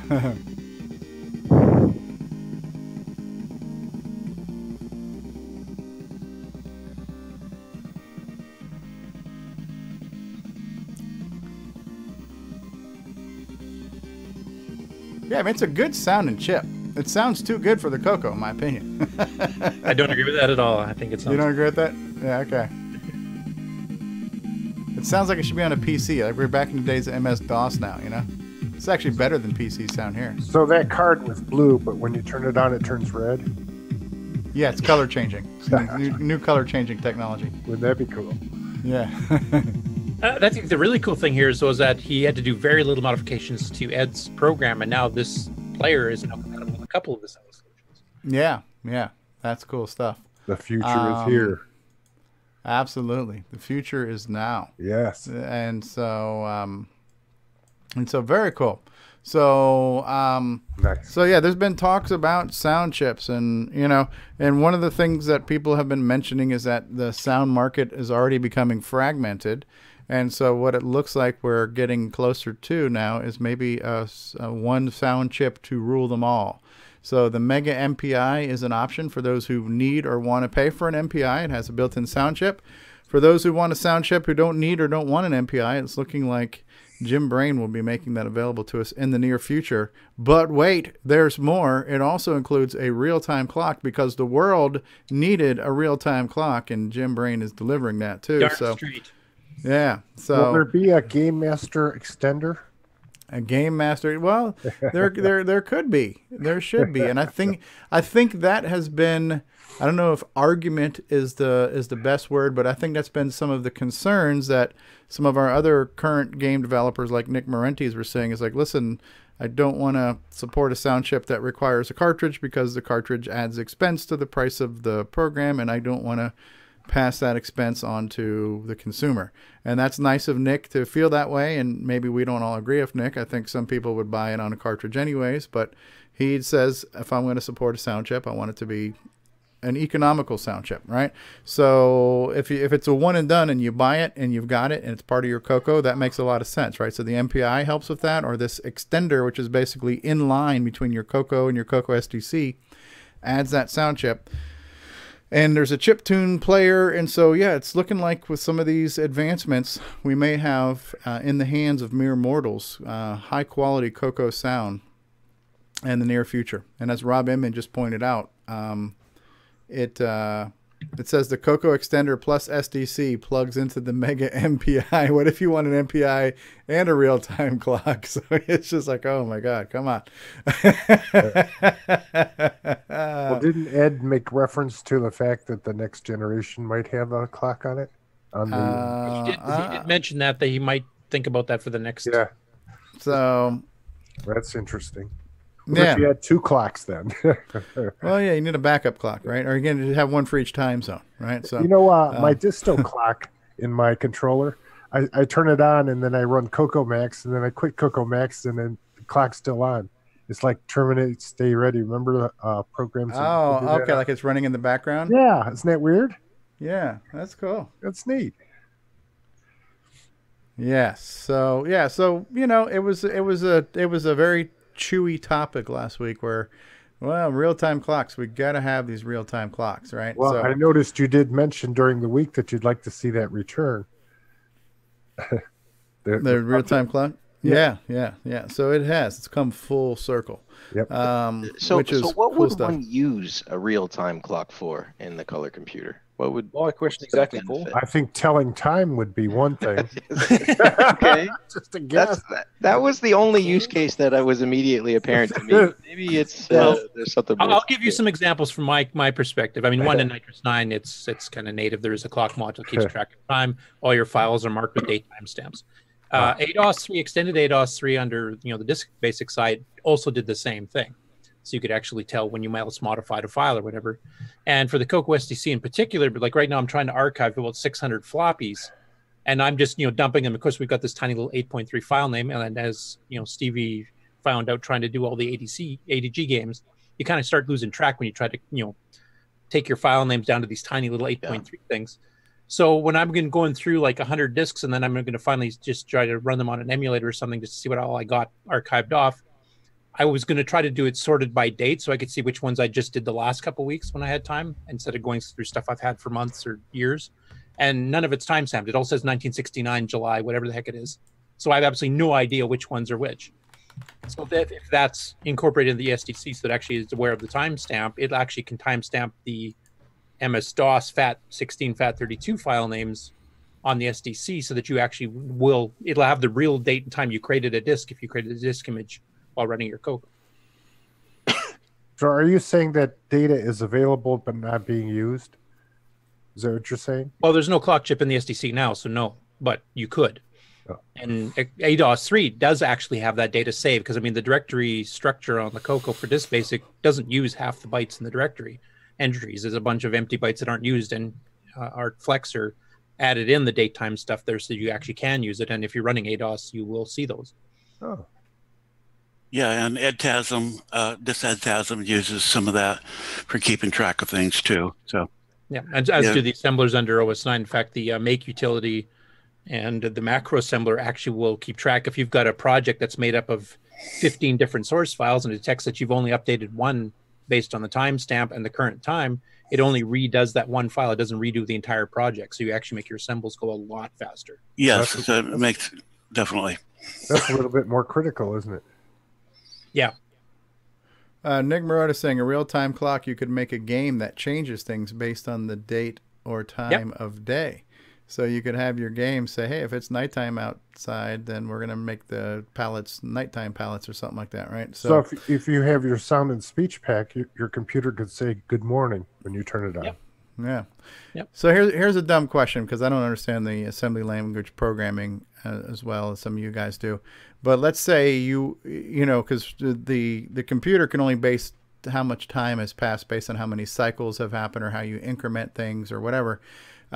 You could poll the real-time clock and say, you know what, every 30 seconds I want to trigger an event. So could you just keep polling that real-time clock and see if 30 seconds have elapsed since the last time, and now I want to trigger a new event, something like that? You can do it through polling. I mean, if you're doing something that's really tightly timed, you'll probably just do the time IRQ on the gimme. Well, it's a CoCo 3 program anyway. That's based on the horizontal sync and some other things, depending what you want as your source. But yeah, you could pull the clock chip. Or so I want to know when roughly a minute and a half has elapsed, and then when a minute and a half has happened, then it's time to trigger a new sequence. So rather than worrying about increments and decrements and cycle counting, you could just say, you know what, I'm gonna grab the time when you started this 1.5 minutes. Wait, and then just grab the time again until you do find it.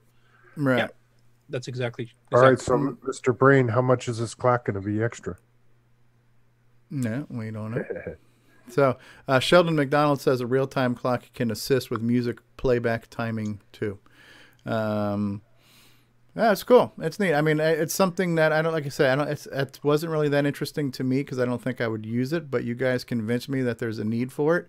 And if we're trying to build, I think the idea here is, you know, the CoCo SDC was something everybody had, and it's the one piece of hardware that almost everybody owns. And if it had a few more things in it, if it was like a Swiss Army knife cartridge, we wouldn't necessarily need a multi-pack, you know. So the CoCo SDC gives us the ability to mount hard drives, gives us the ability to mount floppies. It's got drive wire built into it. So there's a handful of things we can do with that one cartridge. However, if it had a sound chip, how cool would that be, right? If it had a real-time clock, as some of you guys pointed out last week, wouldn't that be a nice feature? So now that we're building this wish list, the idea of Jim's extender is, if you don't want a multi-pack, you want something that's always in your CoCo, it's kind of seamless, you could plug this in, and it's always there, and it's going to be low cost, low profile, low real estate of landscape it takes up on your desk. So Chris Cromwell says, I want a real-time calendar and scheduler on my SDC. I was going to point out two other purposes, too. Like, even on our stream here right now, you've got the clock running currently. Down below. Yeah. There was software, Burke & Burke released one. It actually was quite easy under Nitrous 9, but I think, if I remember, Extended AS 3 had the option, too, where you could actually throw the clock in the upper right corner while you're working on your CoCo. So you could be typing in a basic program, and the clock. Yes, it did. Yeah, it did. Yeah. That's what and the second one is that you can detect if you're on Australian time, you can flip the screen upside down so it matches. There you go. Yeah, just to make Nick happy. If you're in the future. If time equals future, then screen equals upside down. I like to call right now for CoCo AI. Artificial intelligence? Yeah, why not, right? Yeah, beam me up, Scotty. There's no intelligent life down here. So We just have to wait for the disc to access. Please hold. So I know there was a lot more news articles posted throughout the week in Discord. Maybe I can just pull up Discord and see if there's anything else that we needed to look at. Yeah, I'll mention one. There's been a port of the CoCo VGA 64 column driver to the CoCo 1, 2, and Dragon with the Moo board, the 512K upgrade board that's kind of CoCo 3 compatible. What does Moo stand for? Running under Fusix. I don't have a clue. But there's a screenshot in the new Moo channel on Discord, which was just added this week, of the Fusix running with the 64 column mode. Ah, cool, cool. And it looks like Bruce Moore just posted, too, in Facebook. If we were to switch over here real quick. Pictures of him and Jacob getting the game loaded up real quick here, too. So here is them on the CoCo SDC. Highlight the DC map disc and hit what do they got going on there? They got like a tablet open. They're it's the live manual. on DC Play and press enter. I assume you are using SDC Explorer. He's reading the Zoom chat from Paul. Mounting the map disc for Paul Shoemaker's Dungeon Crawl. Shift 1. Disc mounted in drive 1. Very good. Now what does it say to do? Navigate over to runme.bas. It's an instructional video. Yes. Would be here. Are you going to continue? I don't There you actually. go. It failed. Yeah, they got it up. Yeah, but you're the instructions again. Oh, there's a skeleton. Leave it to Jacob to bring us the actual real story. Yeah. Your name. Yeah, this is cool. They got it going though. Yeah, that looks pretty good, right? So they must be doing that on the switcheroo too, right? So cool stuff. That's fantastic. So that just came in. This just in, folks. So they got that going. Cool stuff. Cool stuff. So real-time clock. What are some other good reasons for a real-time clock? Because it's cool. You can tell everybody we got Well, one. I'll give you an example, like Paul's game, because he has that timer bar, which he's probably doing through, I don't know how you're doing it currently. Are you using the timer command in BASIC or something? Or? It's just a 4next. 4next? So you could actually just do that by monitoring the clock and let more background tasks run in the meantime, rather than just tight lock a loop where it's doing nothing. Say, playing some sound out of that sound chip that's on the same board. Yeah, we've been joined by Brian, the music man. Hey, Brian. Hey, how you doing, guys? Doing good. Did you ever have a real-time clock back in the day, Brian? I actually have one right now. I keep the which one is it? The Cloud9 SCSI controller, or no, IDE controller, the super controller. And I just keep that in there, and I use the real-time clock on that to do my time. Okay, Joe Burnett says log files output. You could have timestamped log files if you're output and stuff like that. So it's more of an operating system type thing. Like, does Disk Extended Color Basic need a real-time clock? Not necessarily, but could you write software to take advantage of it? Absolutely. Yeah, there's actually software available already that takes it. So, OS 9 is the obvious candidate to take advantage of that. Chris Cromwell says a real-time clock can open and close my garage door on a schedule. That is actually one purpose that was done. There has been people that made, the X10 controllers that you can control your lights and stuff with. Yeah. There actually was people that used the real-time clocks available back in the day, like the Disto and the smartwatch, etc., that actually did use that. So you could time lights on your CoCo using the real-time. Yeah. That was you could stream video at 3 frames per second and show the times so that you could possibly see somebody who might have stole your mail in front of your house. Like surveillance, video surveillance. Yeah, like a Ring doorbell at that point. Yeah, yeah.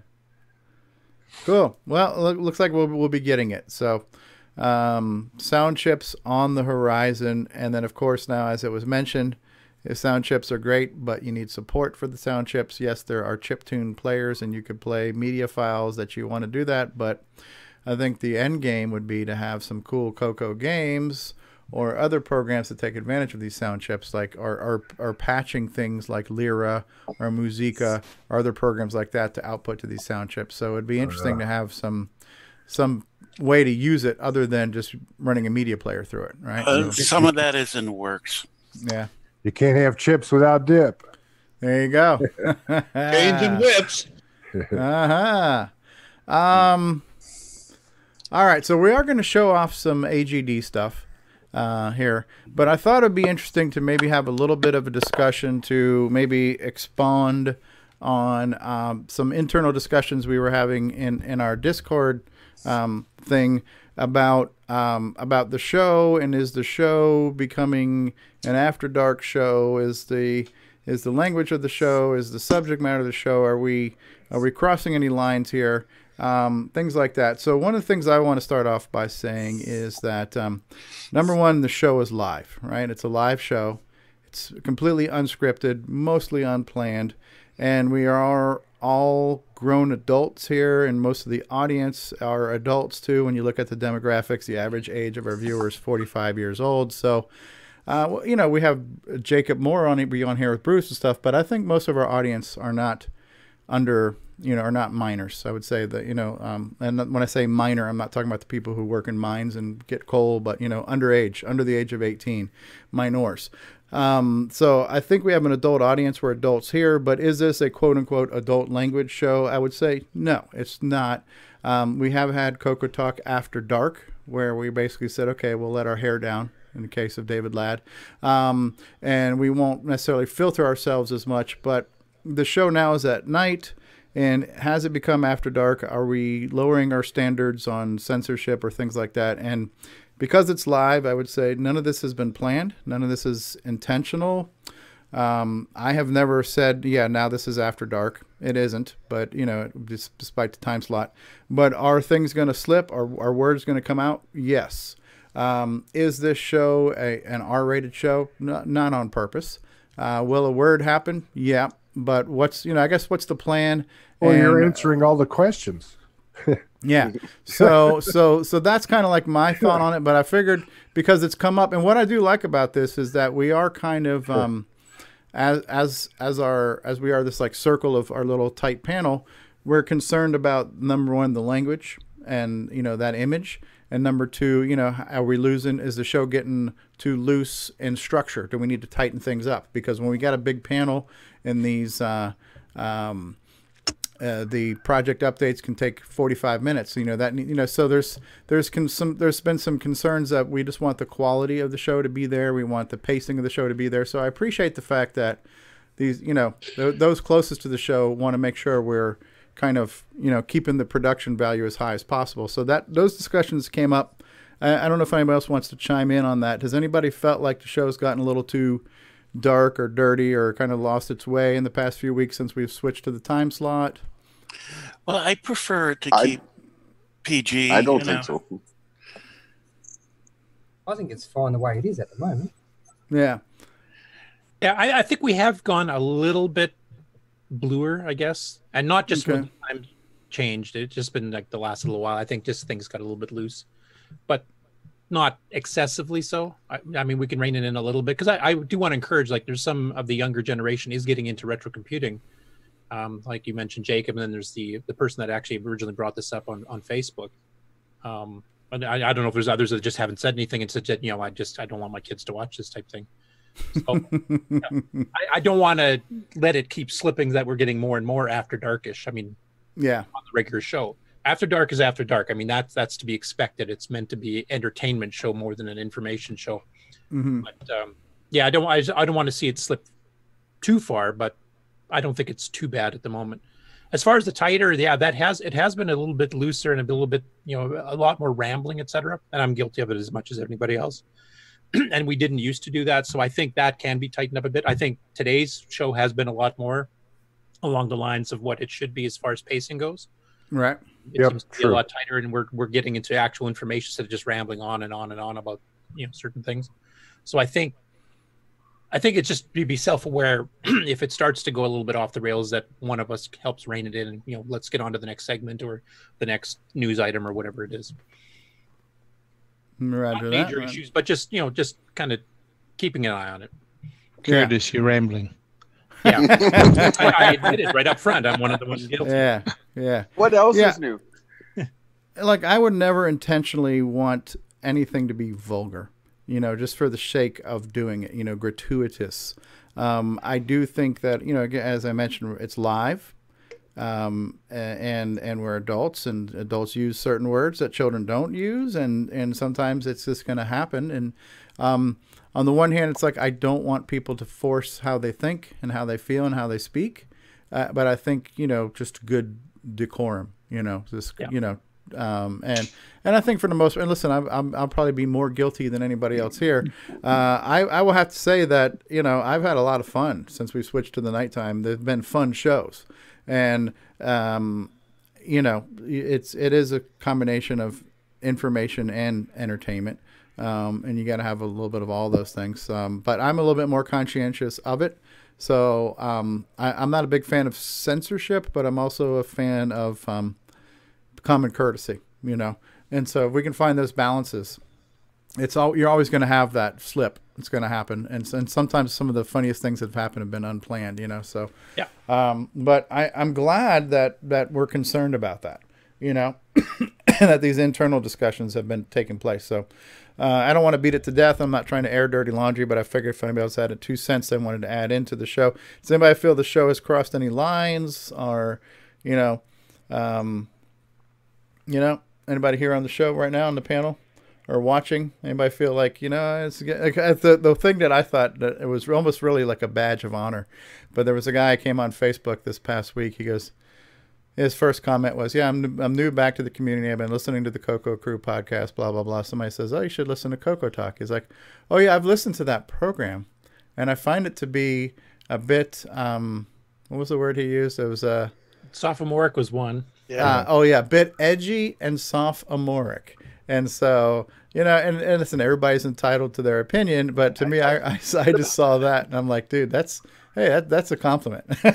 Yeah. No, he did mention his reasoning for that. He has a grandson that watches along with it, and that would be kind of like along the lines of Jacob. And I mean, even Rick Adams has said, you know, some of the stuff for him has gotten a little bit too far from what he's comfortable with. And we don't want to, you know, start having people like that not want to show up. So yeah. You know, for me, you know, I want to be able to come on the show and have it going. If I'd have the, you know, the speakers on instead of the headphones, anything that goes on, my wife is not going to say, "Hey, why are you looking at that?" You know, and so you know, keep it PG. You know, I've worked out there, and you know, it's the way I prefer to be personally. But you know, and it allows the kids to come on. I do remember times that, you know, we've had people that on some other CoCo Talks, and I don't know whether it was after dark. I don't believe it was. They, you know, people had to say, "Hey, I got girls here watching with me, you know, my daughters." And so, you know, let's make this a family show. Have fun with it. Yeah, words are going to slip, and most people recognize something when it's a slip and when it's intentional.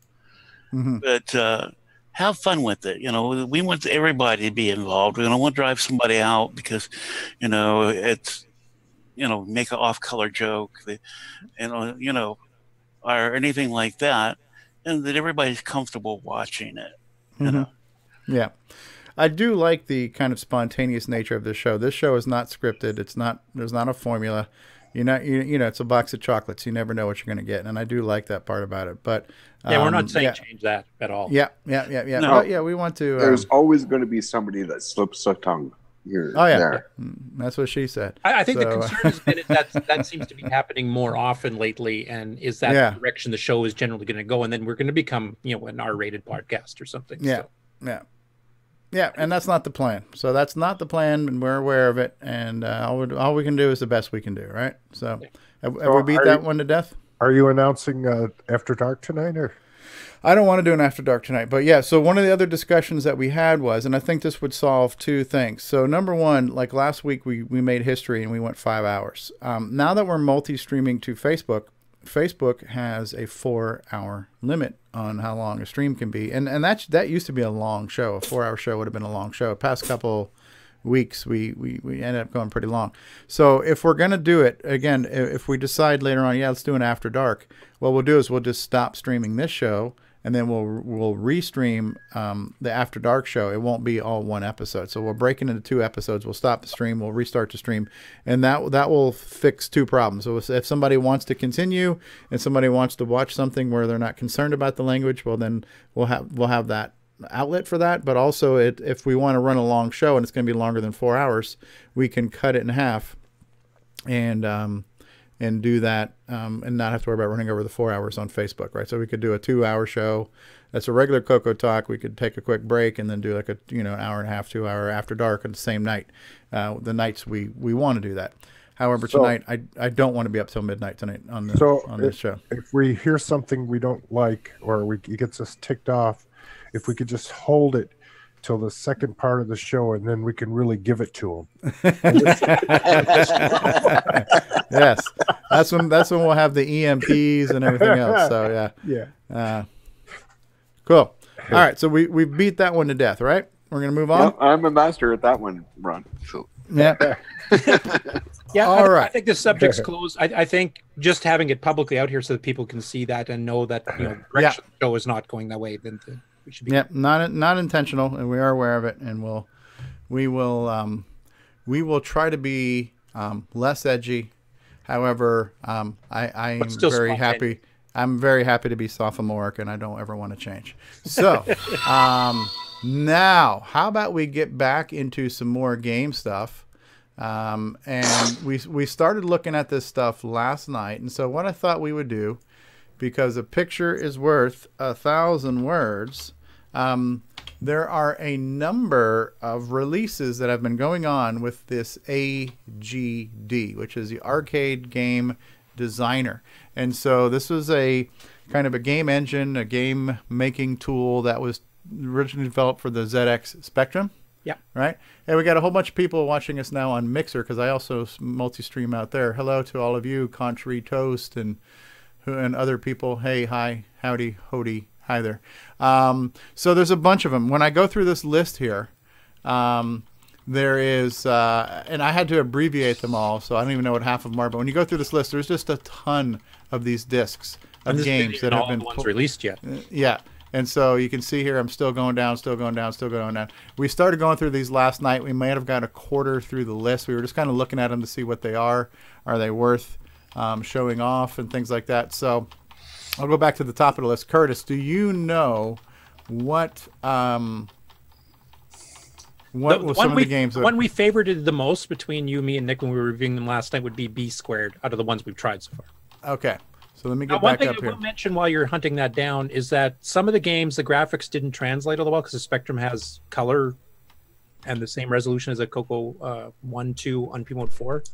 The graphics are translated to black and white and using dithering and stuff, but some of the colors then don't show up properly. So some stuff's hard to read or doesn't quite look right, or some of the sprites look like they're missing elements and stuff. So some of the games aren't perfect translations. I will mention that Pear has updated the tool chain, and he put a post about that on Facebook and on the CoCo list, that if people want to start converting the graphics to P-Mode 3 with 4 colors, which would look a lot better for some certain games, that he's published some stuff there to help along with that. And he's actually asking for people to help volunteer to do that. Okay. But so what's happening is this has been a tool for people to crank out custom arcade games for the ZX Spectrum system. And because the resolution closely matches the CoCo 256 by 192 pixels, right? They've been able to port that game engine to run on our processor and on our CoCo. But yeah, because we don't have the same graphics chip and the same colors, and because this is developed by guys in Europe and Spain and stuff, and they're mostly on Dragons, which is does not have artifacting, right? Everything has kind of been monochromatic, and you do lose something in the translations. Although, what Paul Shoemaker did with his game, designed to be in black and white, everything was designed perfectly to take advantage of that. These are being converted from color to black and white, and sometimes we're losing things in translations. Now there is a bit of a load time, it seems, so we're still waiting on this. But some of the title screens are pretty nice. Now this has been a pretty standard thing we've noticed on a lot of these games. They always ask you, do you want to use the keyboard or the left joystick? And the keys have been pretty consistent, where for the left and right keys it uses O and P. And if you look at where your keyboard is, your O and P are similar to, and this kind of mirrors the old CoCo 1 and 2 keyboard, right, where you had the left and right arrow keys on one side and the up and down arrow keys on the other. So it uses O and P for left and right. It uses like Q and A for up and down, and then like space bar and other keys like that. So you can either use keyboard or left joystick, which is kind of the standard. So I'll go ahead and go to keyboard. Now this one we thought was kind of cool because it's, number one, the animation's pretty good here. You can see me rotating this cube, right? The object of this is kind of like a puzzle. You got to get to the exit, and you have to avoid the nasty critters. Oh, and I hit a spike here. And so this one's called B squared. Now I know you guys have been looking up what the Spectrum versions look like in color, and I'm pretty sure those look better. But this one seems to favor black and white pretty well. Dang it, dang it, dang it.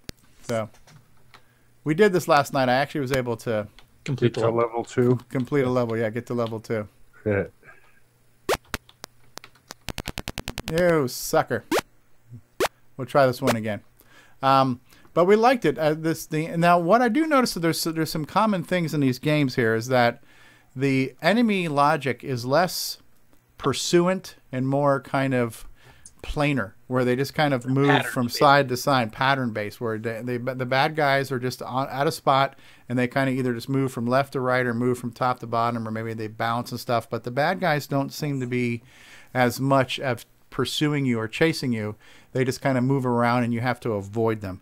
That seems to be fairly common with this, and I don't know if that's just how, you know, I don't know how it all works under the hood here yet. But you notice these guys are they're just like basically hovering from side to side, right? So I think what I'll do is I bumped into them. Bad timing.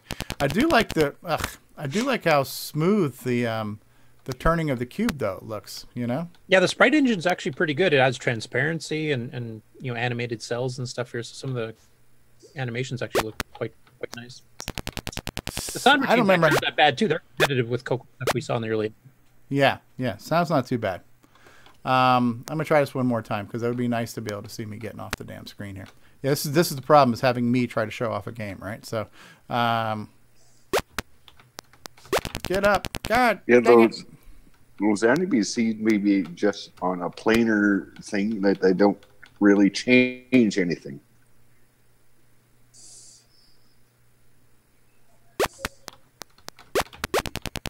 Shoot, I had it and I lost it. Yeah, it's really, and so a lot of it is the timing. You really got to figure out the timing. You get the idea. All right, what was another one, Curtis? We'll show off another game here. There was another one that looked pretty good. All Hallows was one that looked pretty good. Oh, it was like you're moving around a pumpkin, right? I believe so. Yeah, the All Hallows one. Yeah, that was pretty cool. So, we had our David Ladd tribute, Baldy. All right, so this one is like All Hallows something. All Hallows, yeah. And here's where you can see the dithering, where the colors that would originally been like blues and purples and yellows and reds comes out as different gray.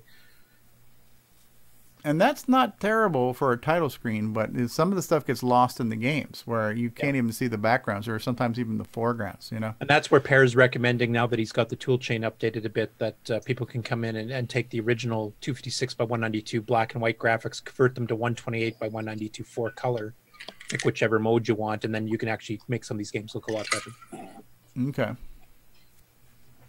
But I do like the little bouncy animations you get on some of the characters and stuff was pretty good.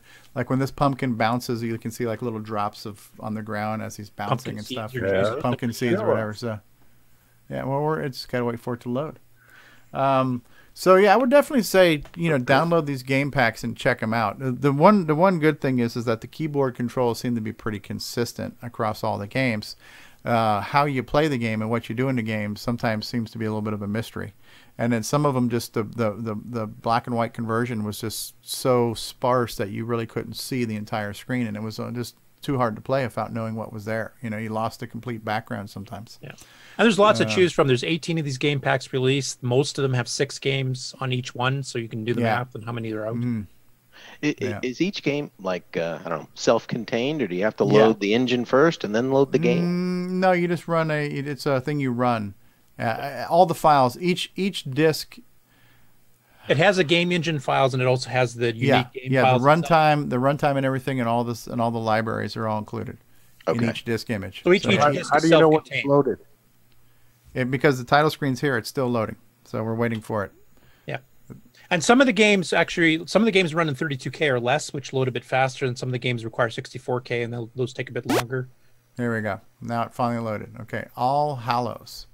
Hey, Jason Downs just joined us on Facebook. Rise of the Pumpkin, a game by John Blythe, copyright 2018. So some of these games are like new brew games that people are developing nowadays for the Spectrum, and we're getting them on the CoCo. So O left, P right, M for music on and off. And I don't know if we have the music. No, I think we do. Spectrum 128 with the sound chip. So you notice that the guys, this pumpkin, his bouncing animation is pretty good.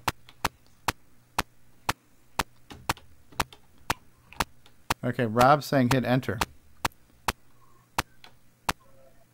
So I think this is one where you get to leave the screens, right? Yeah. So you got a bat that's bouncing. Oh, I just hit the spikes. Right? So the animation's pretty good.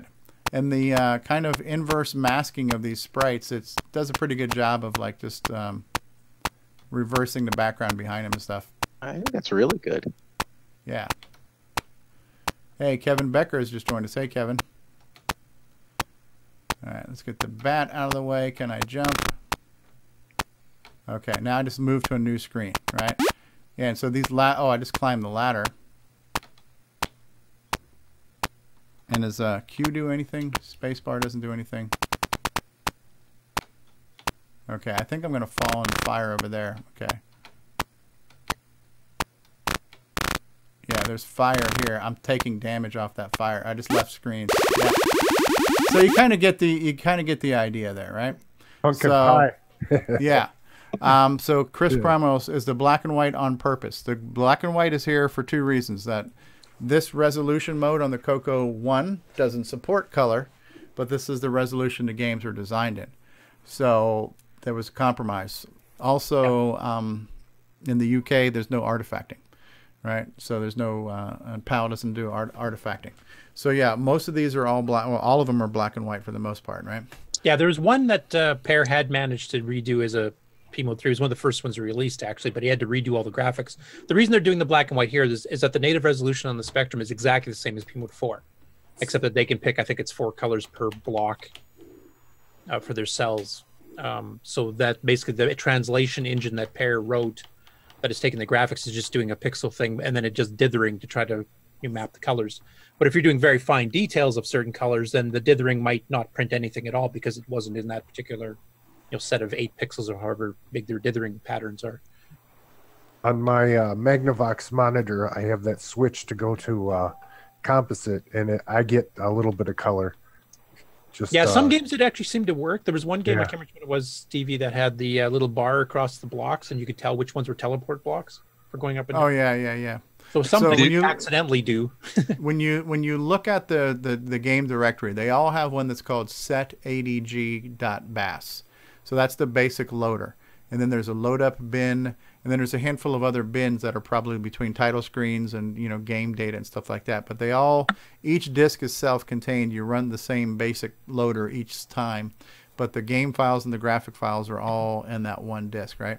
Do you remember another one of the games that we thought was halfway decent, Curtis? That was Baldi was one. Baldi. Yeah.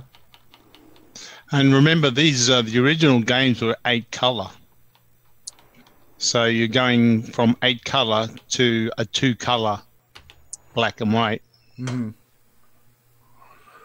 Baldi, ZX, right? So specky games, huh?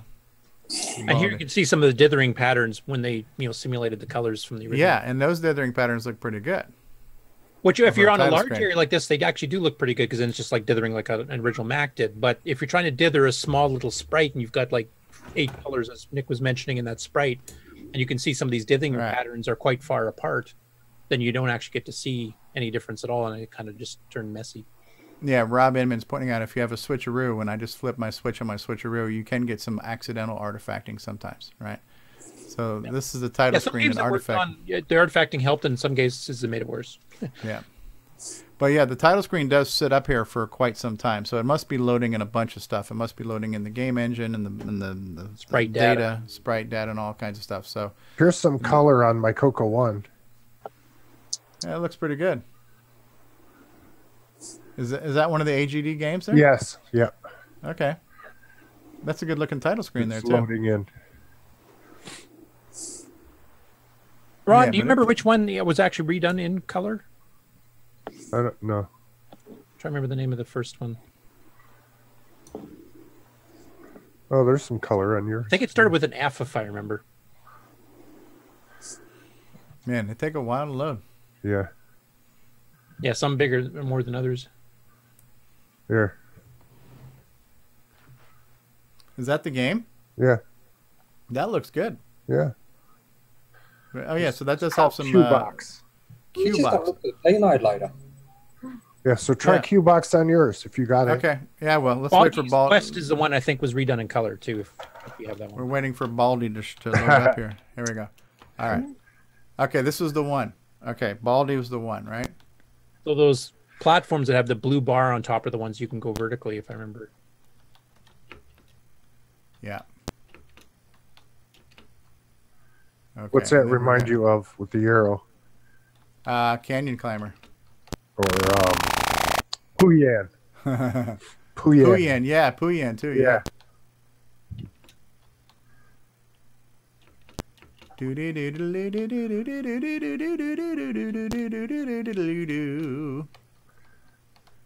All right, this one's going to be a trick. All right, so you got to get that cassette thing, but how do you leave the level, I wonder? How does it end? You have to get so many of those cassette things, I'm presuming? It's possible.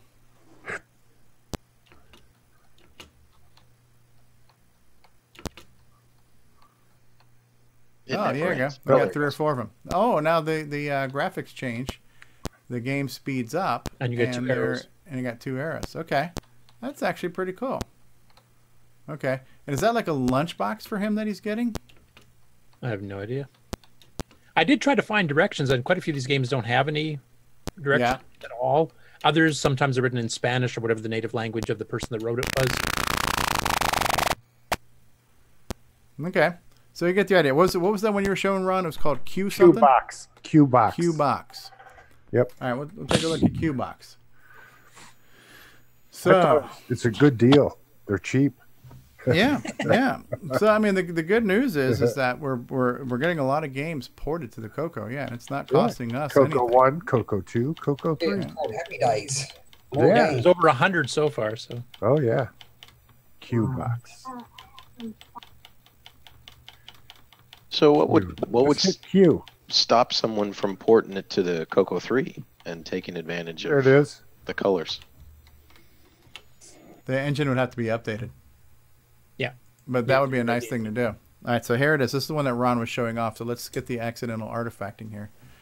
That's a little different than mine here. Yeah, because I think yours was blue instead of red. Mine is because I'm on Channel 4 TV. What's the Pope? Box. Must be the guy who made it. This one was made in 2017. So these are all new brew games that are being made for the Spectrum that we're now getting. And some of them access are to. actually arcade clones too. Like we've seen some Donkey Kong Juniors and stuff. Yeah. Engine as well. Unfortunately, that's one of the ones where the graphics didn't quite translate as well. Yeah, the lack of color really hurt that. But they're all platformers. Did I hear or read that right? It seems to be a common thread there. Yeah. I think because of the way the engine is set up with sprites and the tiling and stuff that's probably the easiest. I got quite a bit more color on mine. You're special, Ron. Yeah. Yeah. Yeah, the vertical scrollers use a different game engine. Because I asked Pierre today about it, why there's no vertical scrollers like car games or shoot 'em up ones. Mm-hmm. Yeah. There was one car game that was boxes. Where your cars are made up of little rectangles. Oh yeah. Old school that one was. Yeah. Nothing. I can't find. Wow. Yeah, they take a while to load. Get yourself some tea or something, right? So, how about we run a commercial while we're waiting on this thing to load? Here we go. Oh, there it is. Keyboard, left joystick. So we have And there's your LP, keys down the bottom there, yeah. All right, so I think I'm going to try left joystick on this one because that's like way too many keys to keep track of. All right, so we're going to try 2 for left joystick. Level. This is difficult. Ready. I'll tell you right now. Oh, look how smooth that rolling is. Oh, and you can see. Oops, I fell in the hole. It's hard. Yeah, yeah. It's very hard. Okay. That animation's pretty good. Yeah.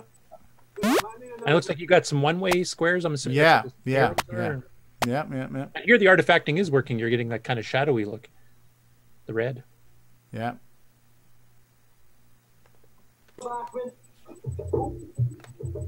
I left screens. You have to pick those up in the right order too. I don't know. I don't know what the hell I just did there. It just bailed you out. Yeah. See if you can grab that number 2, or if not, yeah. Can you jump? The directions are weird because Yes. you're moving at an angle, but you have to move. Left, you have to right. move the joystick straight. Yeah. Yeah. So it's like That's screwing with my better. brain right now. Yeah. Yeah, this might have been easier on keyboard actually. It says you have a lot of stamina, though. Hey. That's what oops, I'm not supposed to do that on.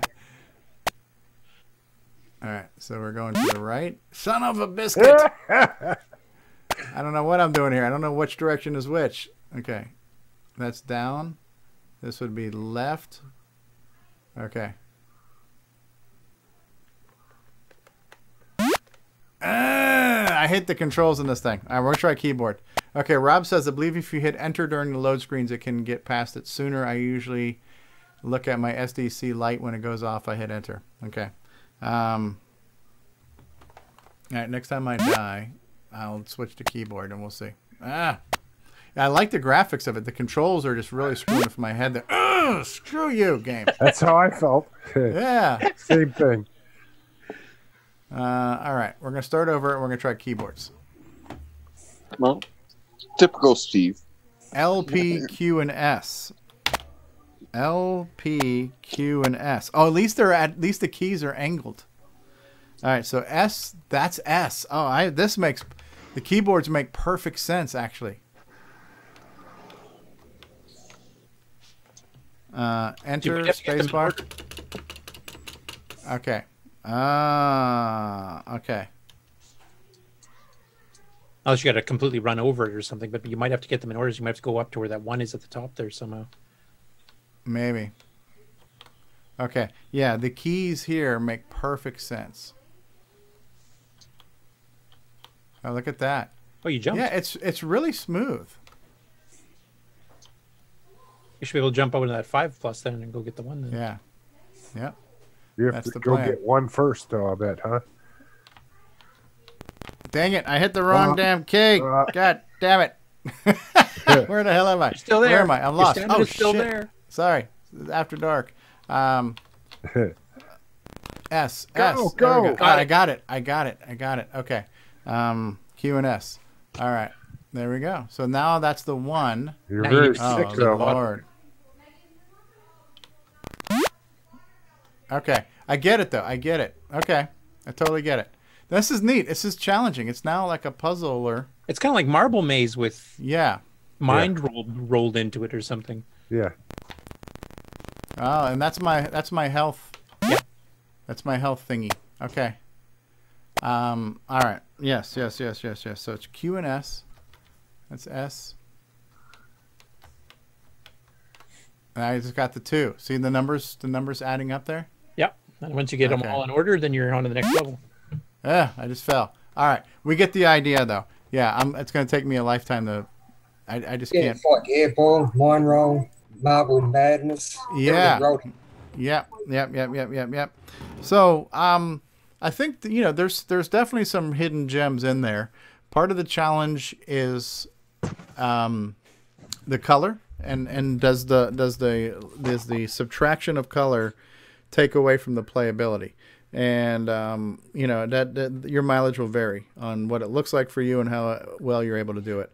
They're interesting games, and there's a lot of them. Yes. So if you've got some time, you can start to download these things and fire them up. The nice thing about them is they will work on a CoCo 1, a CoCo 2, and a CoCo 3, and a Dragon.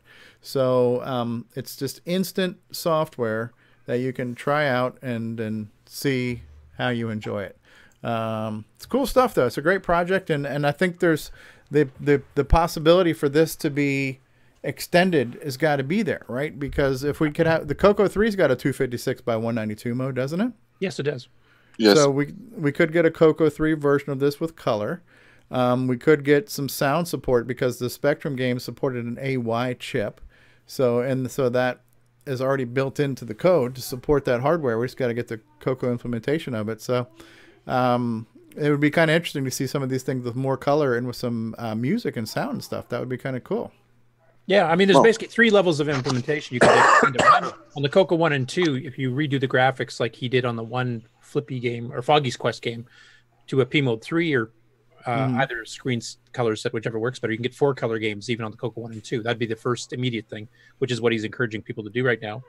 2 is to extend it to support the AY chips like the Speech Sound Pack, the Game Master cartridges, etc.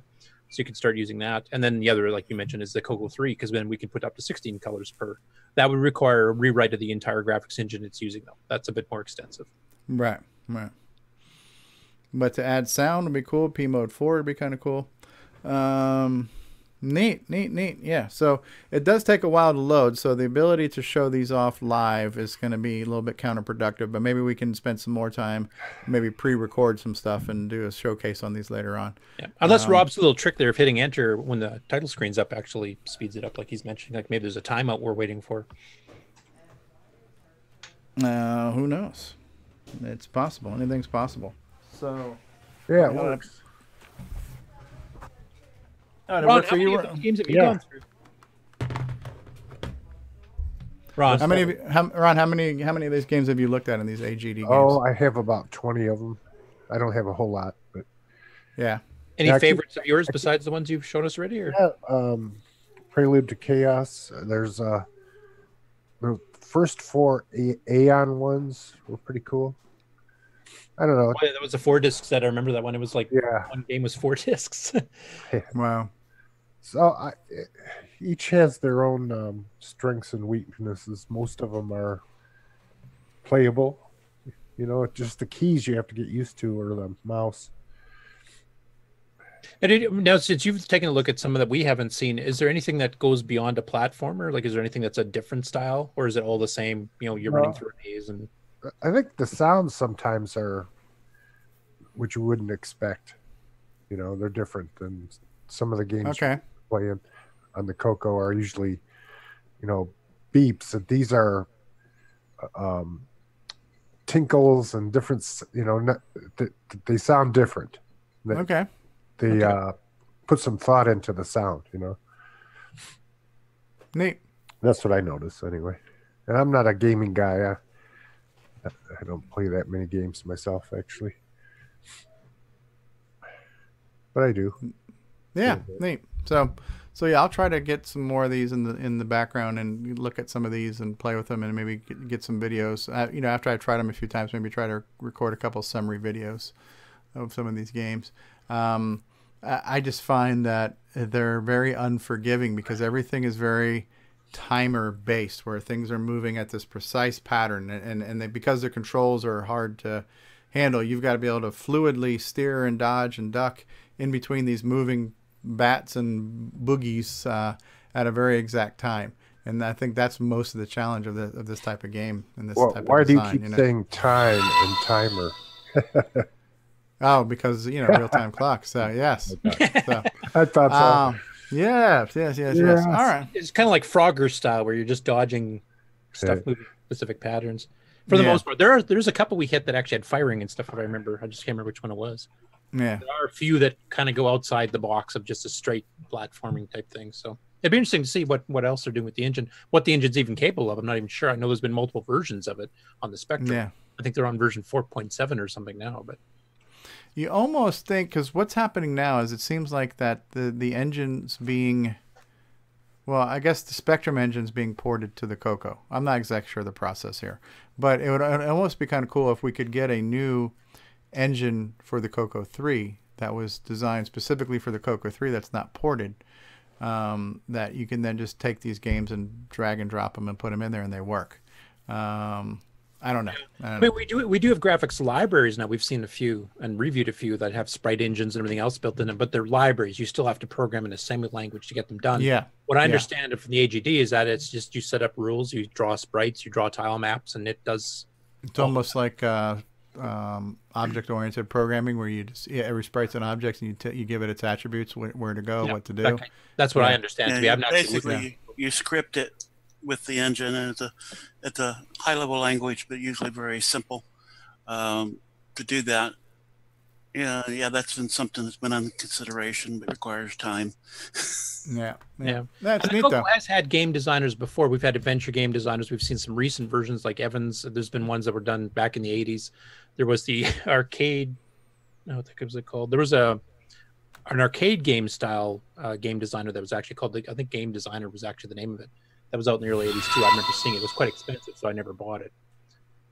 Very interesting to see, how that works. And then Sundog for the CoCo 3 released Graph Express, which allowed you to write basic programs that called these routines for doing like windows and sprites and multi-voice music in the background and stuff too. So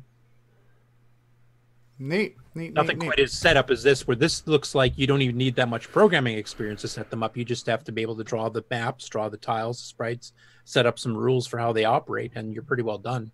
You don't have to do the whole game logic yourself, which all the other CoCo solutions we have so far do. Right, you still have to write the program. You just given some tools to use within your program. Right, this one's almost the programming language is there. Yeah, Amiga had a program that you could, design that, and you had to work within, a set of rules of what it's going to do and there, and so the limitations you could see either could be within the game engine, or the fact that most of the people creating the games are not programmers, and therefore maybe not be using that game engine to the maximum that's capable of too. Yeah, it's possible. Yeah. Cool. Well, I think what I'd like to propose for this evening, because we've already gone on about 2.5 hours, let's make tonight a short show. Can I make a quick update then before you quit? Sure. What do we got here? We got OS 9, Nitrous 9 on a Model 1. Nitrous 9, because it has a 6309. Radio Shack color computer. Yeah. It almost looks like you're doing something in Color Scripts it right now. So, yeah. It does, doesn't it? All right, John rare. Strong. John Strong's got a update he wants to tell us about. What's going on, John Strong? I was able to, at least today, finally get this wired up correctly, and plugs in 2 joysticks into one port. With the switches on the joystick, it can smoothly switch between 2. You can leave them plugged in at all times. So if you don't know if the game requires left or right joystick, you now switch them. Yes. Okay. I have a good product name for this. How about call it the Switcheroo? I think that's used. Okay? I think I would call it the real Switcheroo. But so that's done. The design was simple. It's just getting the wiring done in a way that's easy to do. I have versions of it, but drawing arms with Valentine's Day going on and unexpected overtime at work, it took a while longer to get done what I did to do it, but it's functional. Tested it out, finally fixed this morning or this afternoon, and it's running. So and that supports the 2-button and the 1-button joysticks. It doesn't matter. Okay. It's the idea is to be able to switch it, you have to have one of my joysticks that has the switch on it, this version. Yeah. Okay. It's just I can make a version, and I need to do that, and I'm going to do that with a PC board that'll have a switch on it, and then to be able to use any joystick or Tandy mouse. Okay. That'd be cool. You can even switch between, like, say, a trackball and a joystick or a mouse or whatever. Right.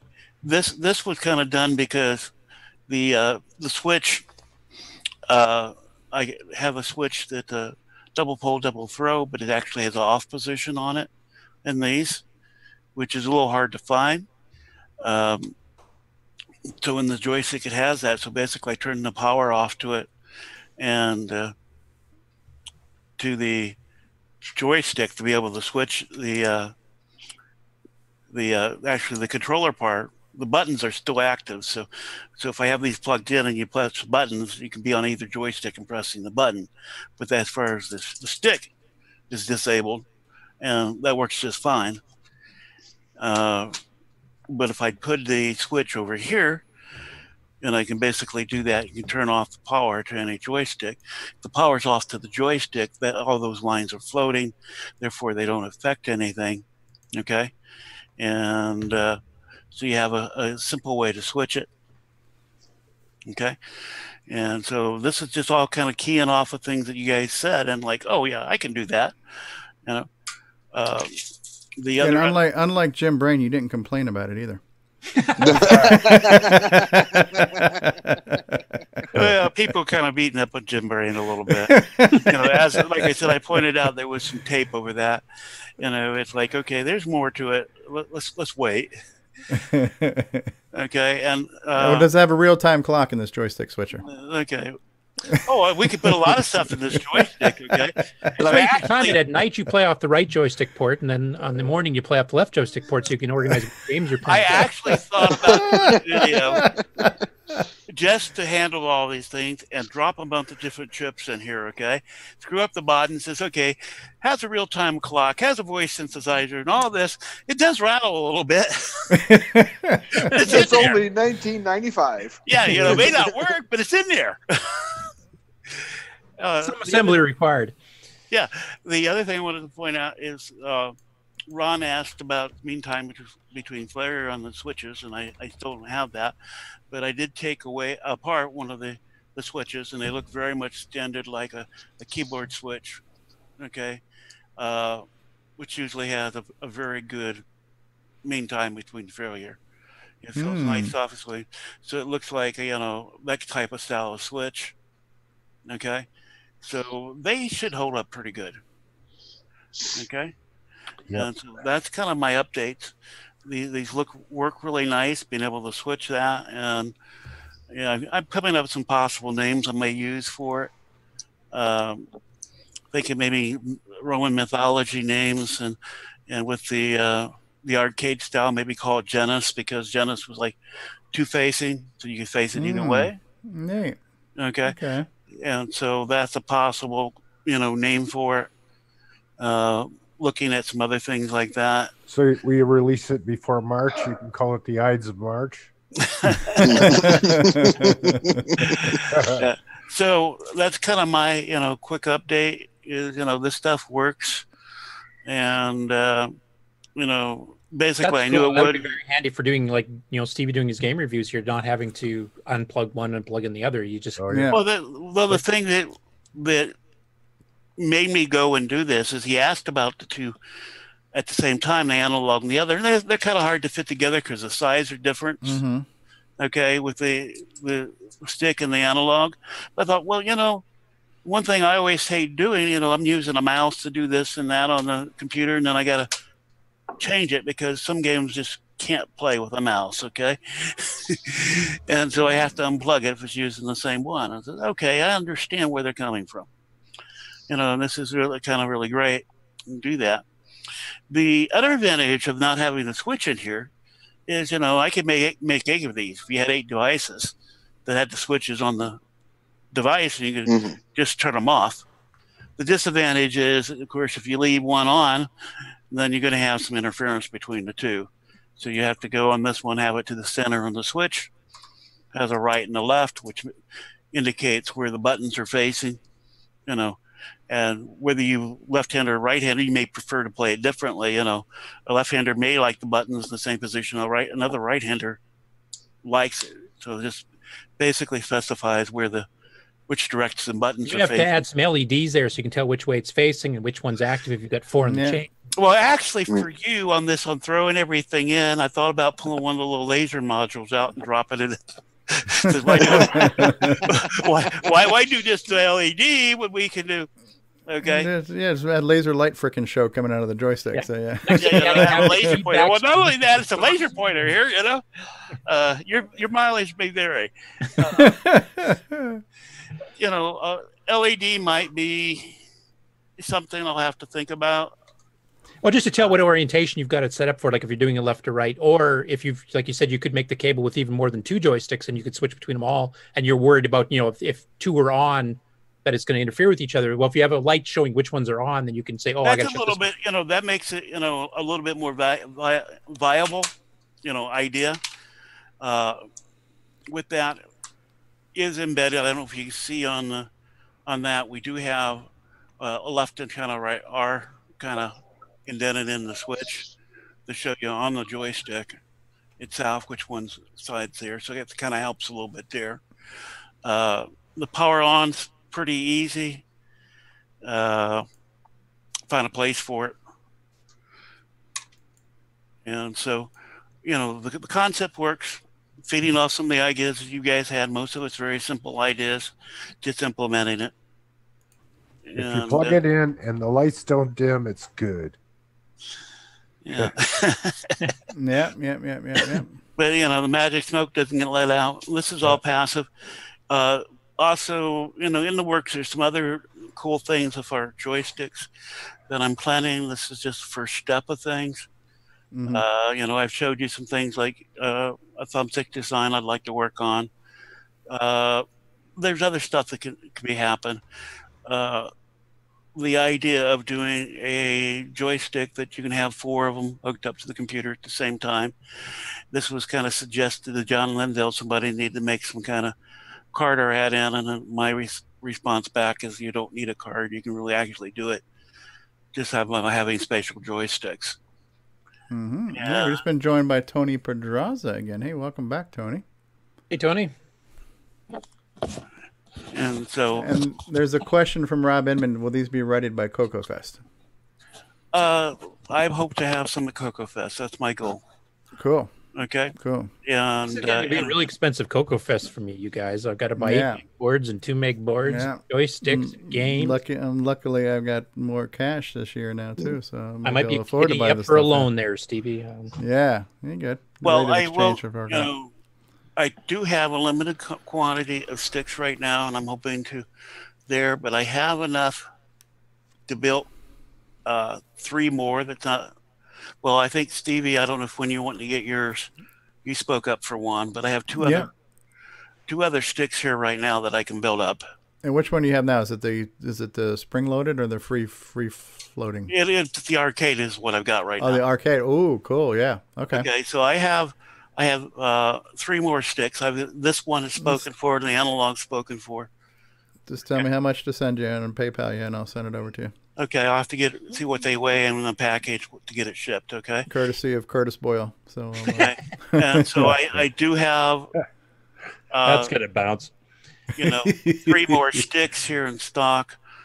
Okay, and once I get paid from Stevie and from the other guy on the sticks, which is I've been the delay.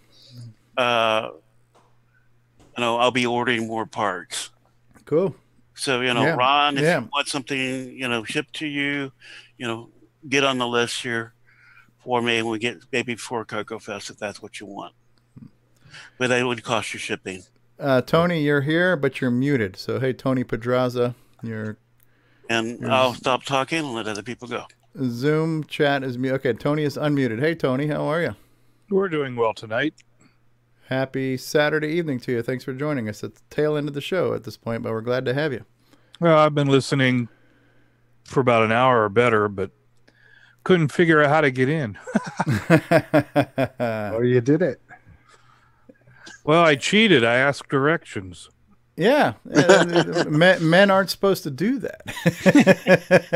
Like Steve, what can I say? For a game, just does yeah, right. Yeah, it's like I don't read the directions for the games either, so that's okay. Also, Steve, I don't know if you saw it. I sent a link. We're going back to the AGD just briefly. I threw a link up to the Spectrum list of the games, but the very top of the page is actually a list of the menu for the actual game designer itself, because we're talking about what kind of things you can set up in the game. Okay. Should be in the disc or Zoom. Yeah, I see it. I'm not sure how easily that's going to show up on my screen. So Spectrum Computing. Yeah, and then that blue screen there that you see there. I don't know if you can zoom that. Yeah. Okay. So we have a character set. We have blocks, screen layouts, events, sounds, save game, miscellaneous, jump table, keys, load games, sprite positions, objects, palettes, sprite images, text, window area, and test game. So this is this the one for the Spectrum though? Yep, that's the actual one that these games are created in. So I just wanted this is the to one show that's you the menu look actually like, for the Spectrum. You know what? It might be interesting to just to get this tool and design some stuff and just run it on a Spectrum emulator just to see what it's like to do it in a native platform, and then take that and then figure out how to CoCoize it. You know. Yeah. And if the fact is, if you design a game with a CoCo in mind on that thing, then you can get around some of these graphic glitches with dithering and stuff we've been talking about. You can actually design it to look like a Paul Shoemaker game, for example. So let me go ahead and I'm going to paste that in the live chat too. Wouldn't it be cool to have Per just show us how he does it on a video, maybe? It would. Maybe we'd ask him somehow. Bring him on the show. Yeah, or it's also on... it's probably on some of these forum posts that they're doing, this World of Dragon forum posts and the GitHub and stuff. So I think the information's out there. It may not be, for the average non-programming civilian, easy to digest, but I think some of that information is out there, but you kind of have to pull it all together and make sense of it. I'm a big fan of having it all distilled down to an easy-to-watch slideshow or video and have it spoon-fed to me. I hear what you're saying, Ron. But yeah, so I think, I mean, it's neat. And I think the Spectrum is an interesting system that maybe we could all gain an interest in, since it's now we have this kind of cross-pollination of some of their software on our systems. We might gain an affinity for another vintage machine. And if you design games on it for 256 by 192 two color black and white, then it would look the same on both. So you could actually make it multi-platform by design and have the graphics quite nice. True. Cool. Hey, Nick Marentes, did you want to give us an update on Gunstar? And also, Tony, did you have anything you wanted to update us with what's going on with you or Glenside or CoCoFest, or are you just jumping in just to be... There is still not been any recent, the past week, any more applications sent in, unfortunately. So we're kind of stagnant with the known attendees. There'll be a special meeting tomorrow, well, not a special Glenside meeting, to try to get some ducks in a row to smooth out the incoming and registrations for this year. So all of you are invited, but you got to get to the Chicago area. Well, not really, because I guess we're having at least one, two people telecom in, that being our president and Bob Swoger. Bob Swoger, by the way, would be real interested in hearing about these games for the Spectrum, because that is a machine that is near and dear to his own heart. Oh, neat. So, yeah, that's about it. Not really a whole lot regarding CoCoFest, but I was going to ask how the vendor list is going, because I think you had 5 open tables in the main room the last time we talked. Is that still the same? There are 5 locations available in the main room. If they fill up, we will have overflow. Unlike Tandy Assembly, where they were limited, they didn't have anywhere else to go. We're trying to keep the people together in the main room, using the secondary room, trying to use it specifically for somebody who just wants to have a chair and put their feet up for a while, bring their stuff back to, instead of having to run all the way to their room or something, or just set up a system and play around. Mm-hmm. Yeah. Hey, Brian Weisler. Brian's joined us. It's been quiet in the background there. Brian's muted, but hey, Brian, glad to have you. And so, Nick, did you have an update on Gunstar you wanted to tell us about, or just point people to your... No, nothing official. I'm going through designing the graphics for level 1, so just still takes a long time. So I've got nothing really new to talk about or show. Okay. And Brian, the music man, anything going on with you wanted to let us know about that you're doing, or getting ready for CoCoFest or anything? Just getting the stuff together for the CoCo Fest and gonna box up all my speakers into 2 cases so that instead of having a bunch of speakers, just a pair. Okay. They're Marshall stacks, though, right? No, they're shoe stacks. We've had a pretty good turnout in live chat. Let me just go through and go back and say hi to some of the people who've been with us in the live chat throughout the show. So Rob Inman was here. Al Hartman was here. Mark Overholzer says, I won't be able to attend tonight. And shame on you, Mark Overholzer, because Ron Delvaux was here even though he was sick. So Perry, I can never pronounce Perry's last name, but we'll call him Perry D. Curtis Boyle's been in the live chat. Bill Noble was in the live chat. Perry D. Al Hartman from Jersey. Tom C. from Jersey was here. Tim Franklin was here. Joe Burnett and Tony Bryza was here. Wayne Aaron was here. Terry Steeg was here. D. Bruce Moore. Mikey was here. Our good friend Mikey. Mikey, he likes it. He likes it. Ken Reichert has been here. Nick Marotta has been here. Perry D. Eric Canales was here. Terry Perry.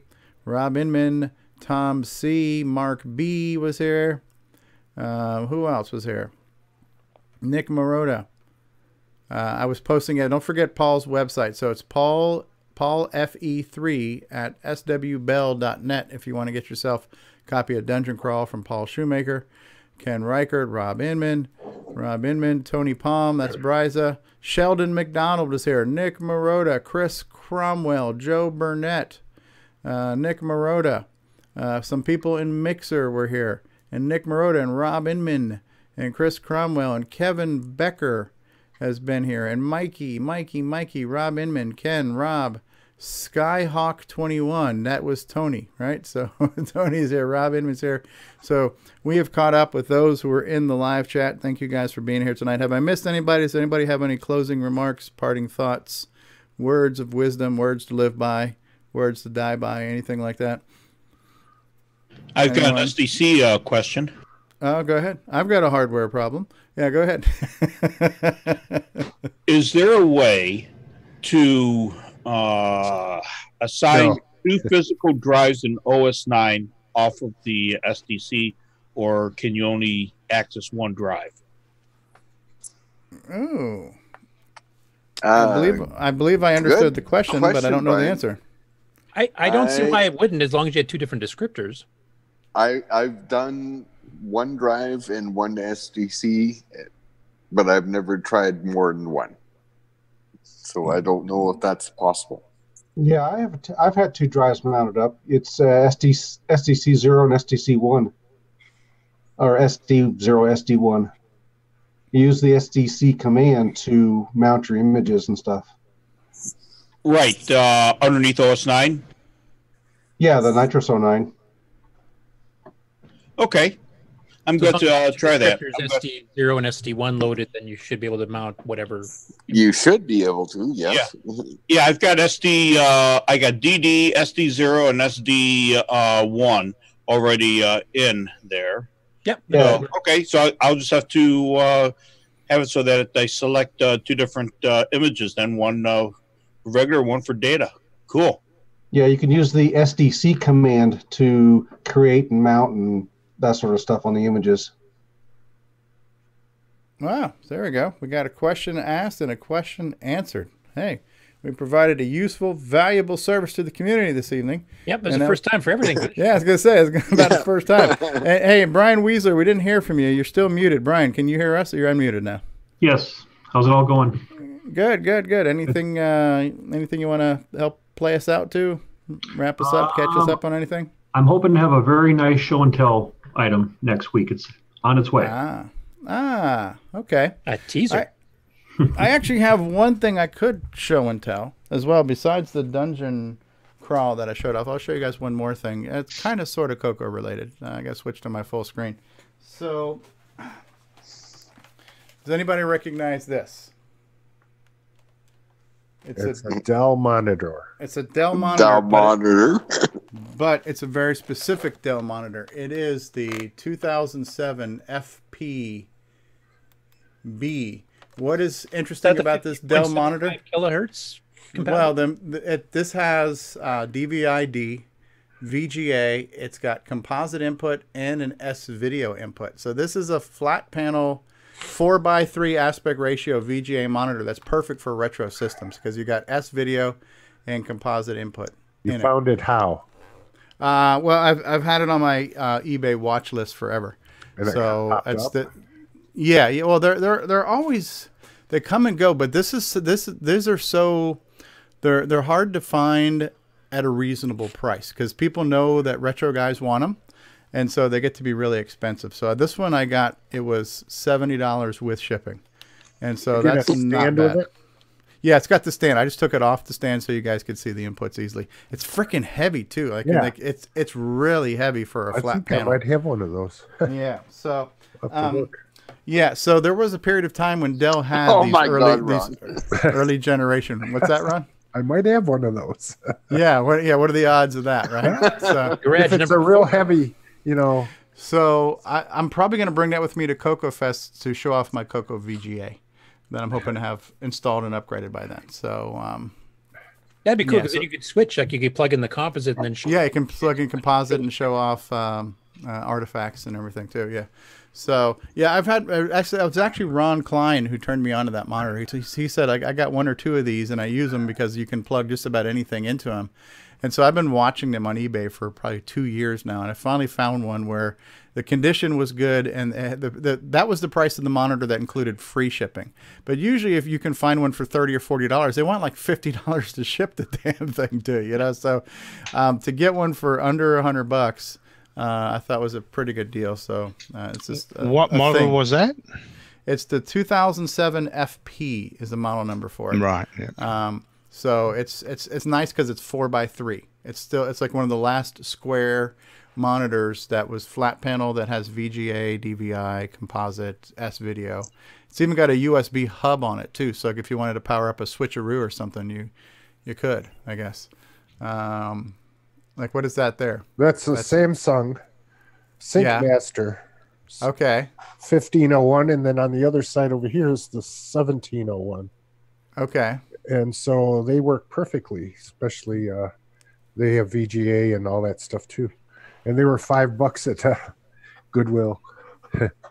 Neat. Yeah, that's a good price. Yeah, SyncMasters. Yeah. Yep. People don't want anymore. Ron finds some stuff. All right. Well, I think we had a good show tonight. We had a good show. We kept the language clean. We kept our clothes on. We avoided censors, all kinds of stuff. So, going to the wee hours of the morning. Yeah. It's just shy of 3 hours. So that's a normal CoCoTALK. Hey, James Diffendaffer, just in time for say goodnight, everybody. James is here. Goodbye. Goodbye.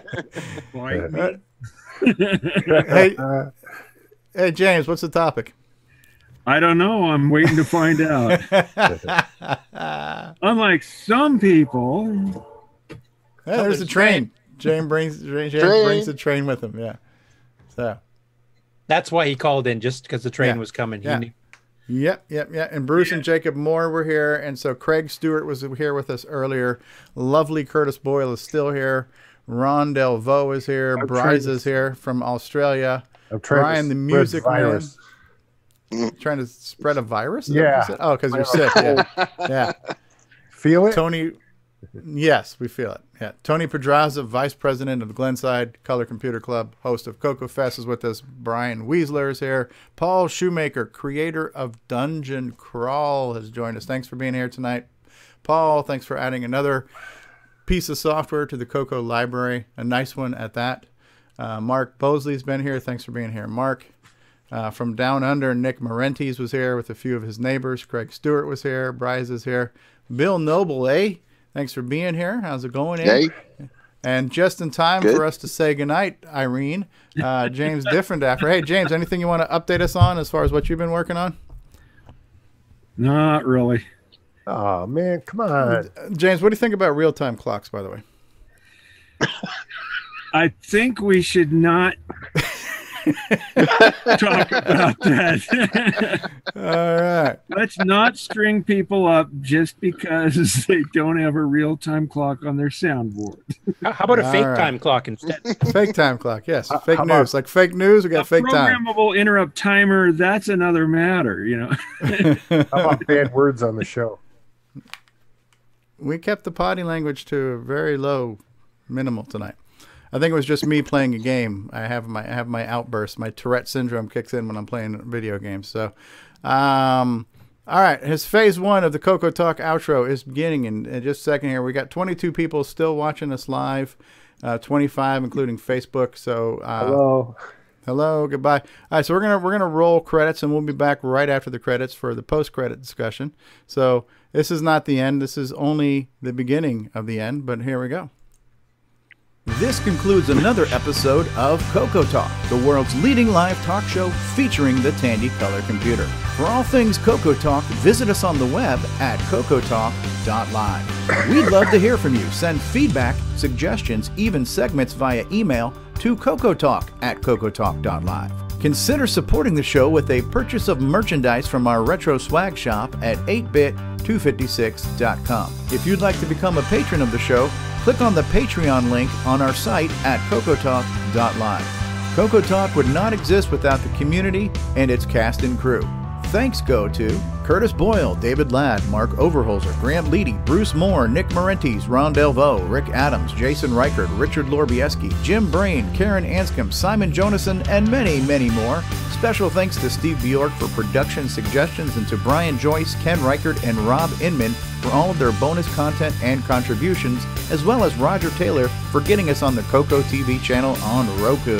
Please help support the CoCo community by visiting some of its contributors. The CoCo Crew podcast at cococrew.org. Glenside Color Computer Club, host of CoCo Fest at glensideccc.com. Jim Brain and Retro Innovations at go4retro.com. Tandy Assembly at tandyassembly.com. Boyson Technologies at boysontech.com. Get your own switcheroo and wallaby cable at cocoman.biz. Cloud9 Technologies at cloud9tech.com. CoCoTALK is hosted by Steve Strobridge. Co-hosts, technical directors, segment hosts, and producers Curtis Boyle, David Ladd, Grant Leedy, Mark Overholzer, Ron Delvaux, and Jason Reichert. The CoCoTALK theme song is copyright 2008 by D. Bruce Moore and Greg Sheeler. Mixed, mastered, and produced by D. Bruce Moore.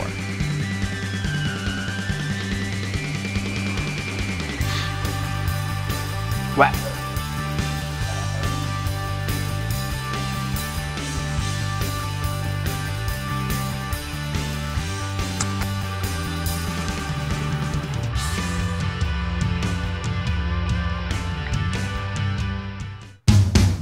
How does it feel? I'm still believing.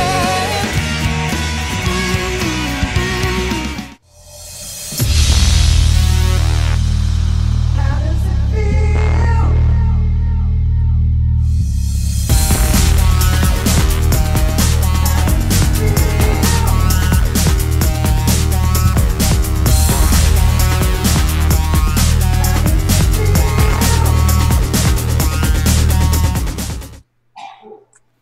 All right, and that is it. Another episode of CoCoTALK is in the can. Thank you all for being here. Any final thoughts? Or are we all good? Every time I hear our music play, I think, geez, he must have 2 meg. You can hear it to the end. I gotta get that. Yeah, I'll be looking forward to spending lots of money at CoCo Fest this year. Just getting one of everything. You know, walk in there like I own the place. I'll take one of those, take one of these, one of these, one of those. I want one of everything. Yeah, so Good thing you're driving then, because you're going to need the room. I know. Remember exactly. Supermarket Sweep back in the day? Was that like the game show where you ran around and picked stuff up? Yeah. Tried to buy CoCo as Fest much as you sweep, can. right? Well, yeah. Between all the exhibitors and vendors and then the auction, who knows what we're gonna have this year? But I remember last year they had that awesome Tandy 1000 system with all the manuals and everything else. I'm like, I can't fit it on my plane. It's a little too rich for my blood, but I don't know. this year, go big or go home, man. I'm gonna bid high. I'm gonna bid on everything. I'm gonna make Alan Huffman cry. So I'm gonna buy crap I don't need just to corner the market. So. Man, I should go just so I can bid against you. Is that corner the market, Steve, or just piss them off? It's all to make sure that we have CoCo Fest next year, because next year is the 40th anniversary, right, of the CoCo? Yep, sure is. That's awesome. Cool. All right, well, we're going to wrap things up. Thank you all again for being here. Say goodnight, everybody. Good night, everybody. Good night, everybody. All right, we're pressing the button in 3, 2...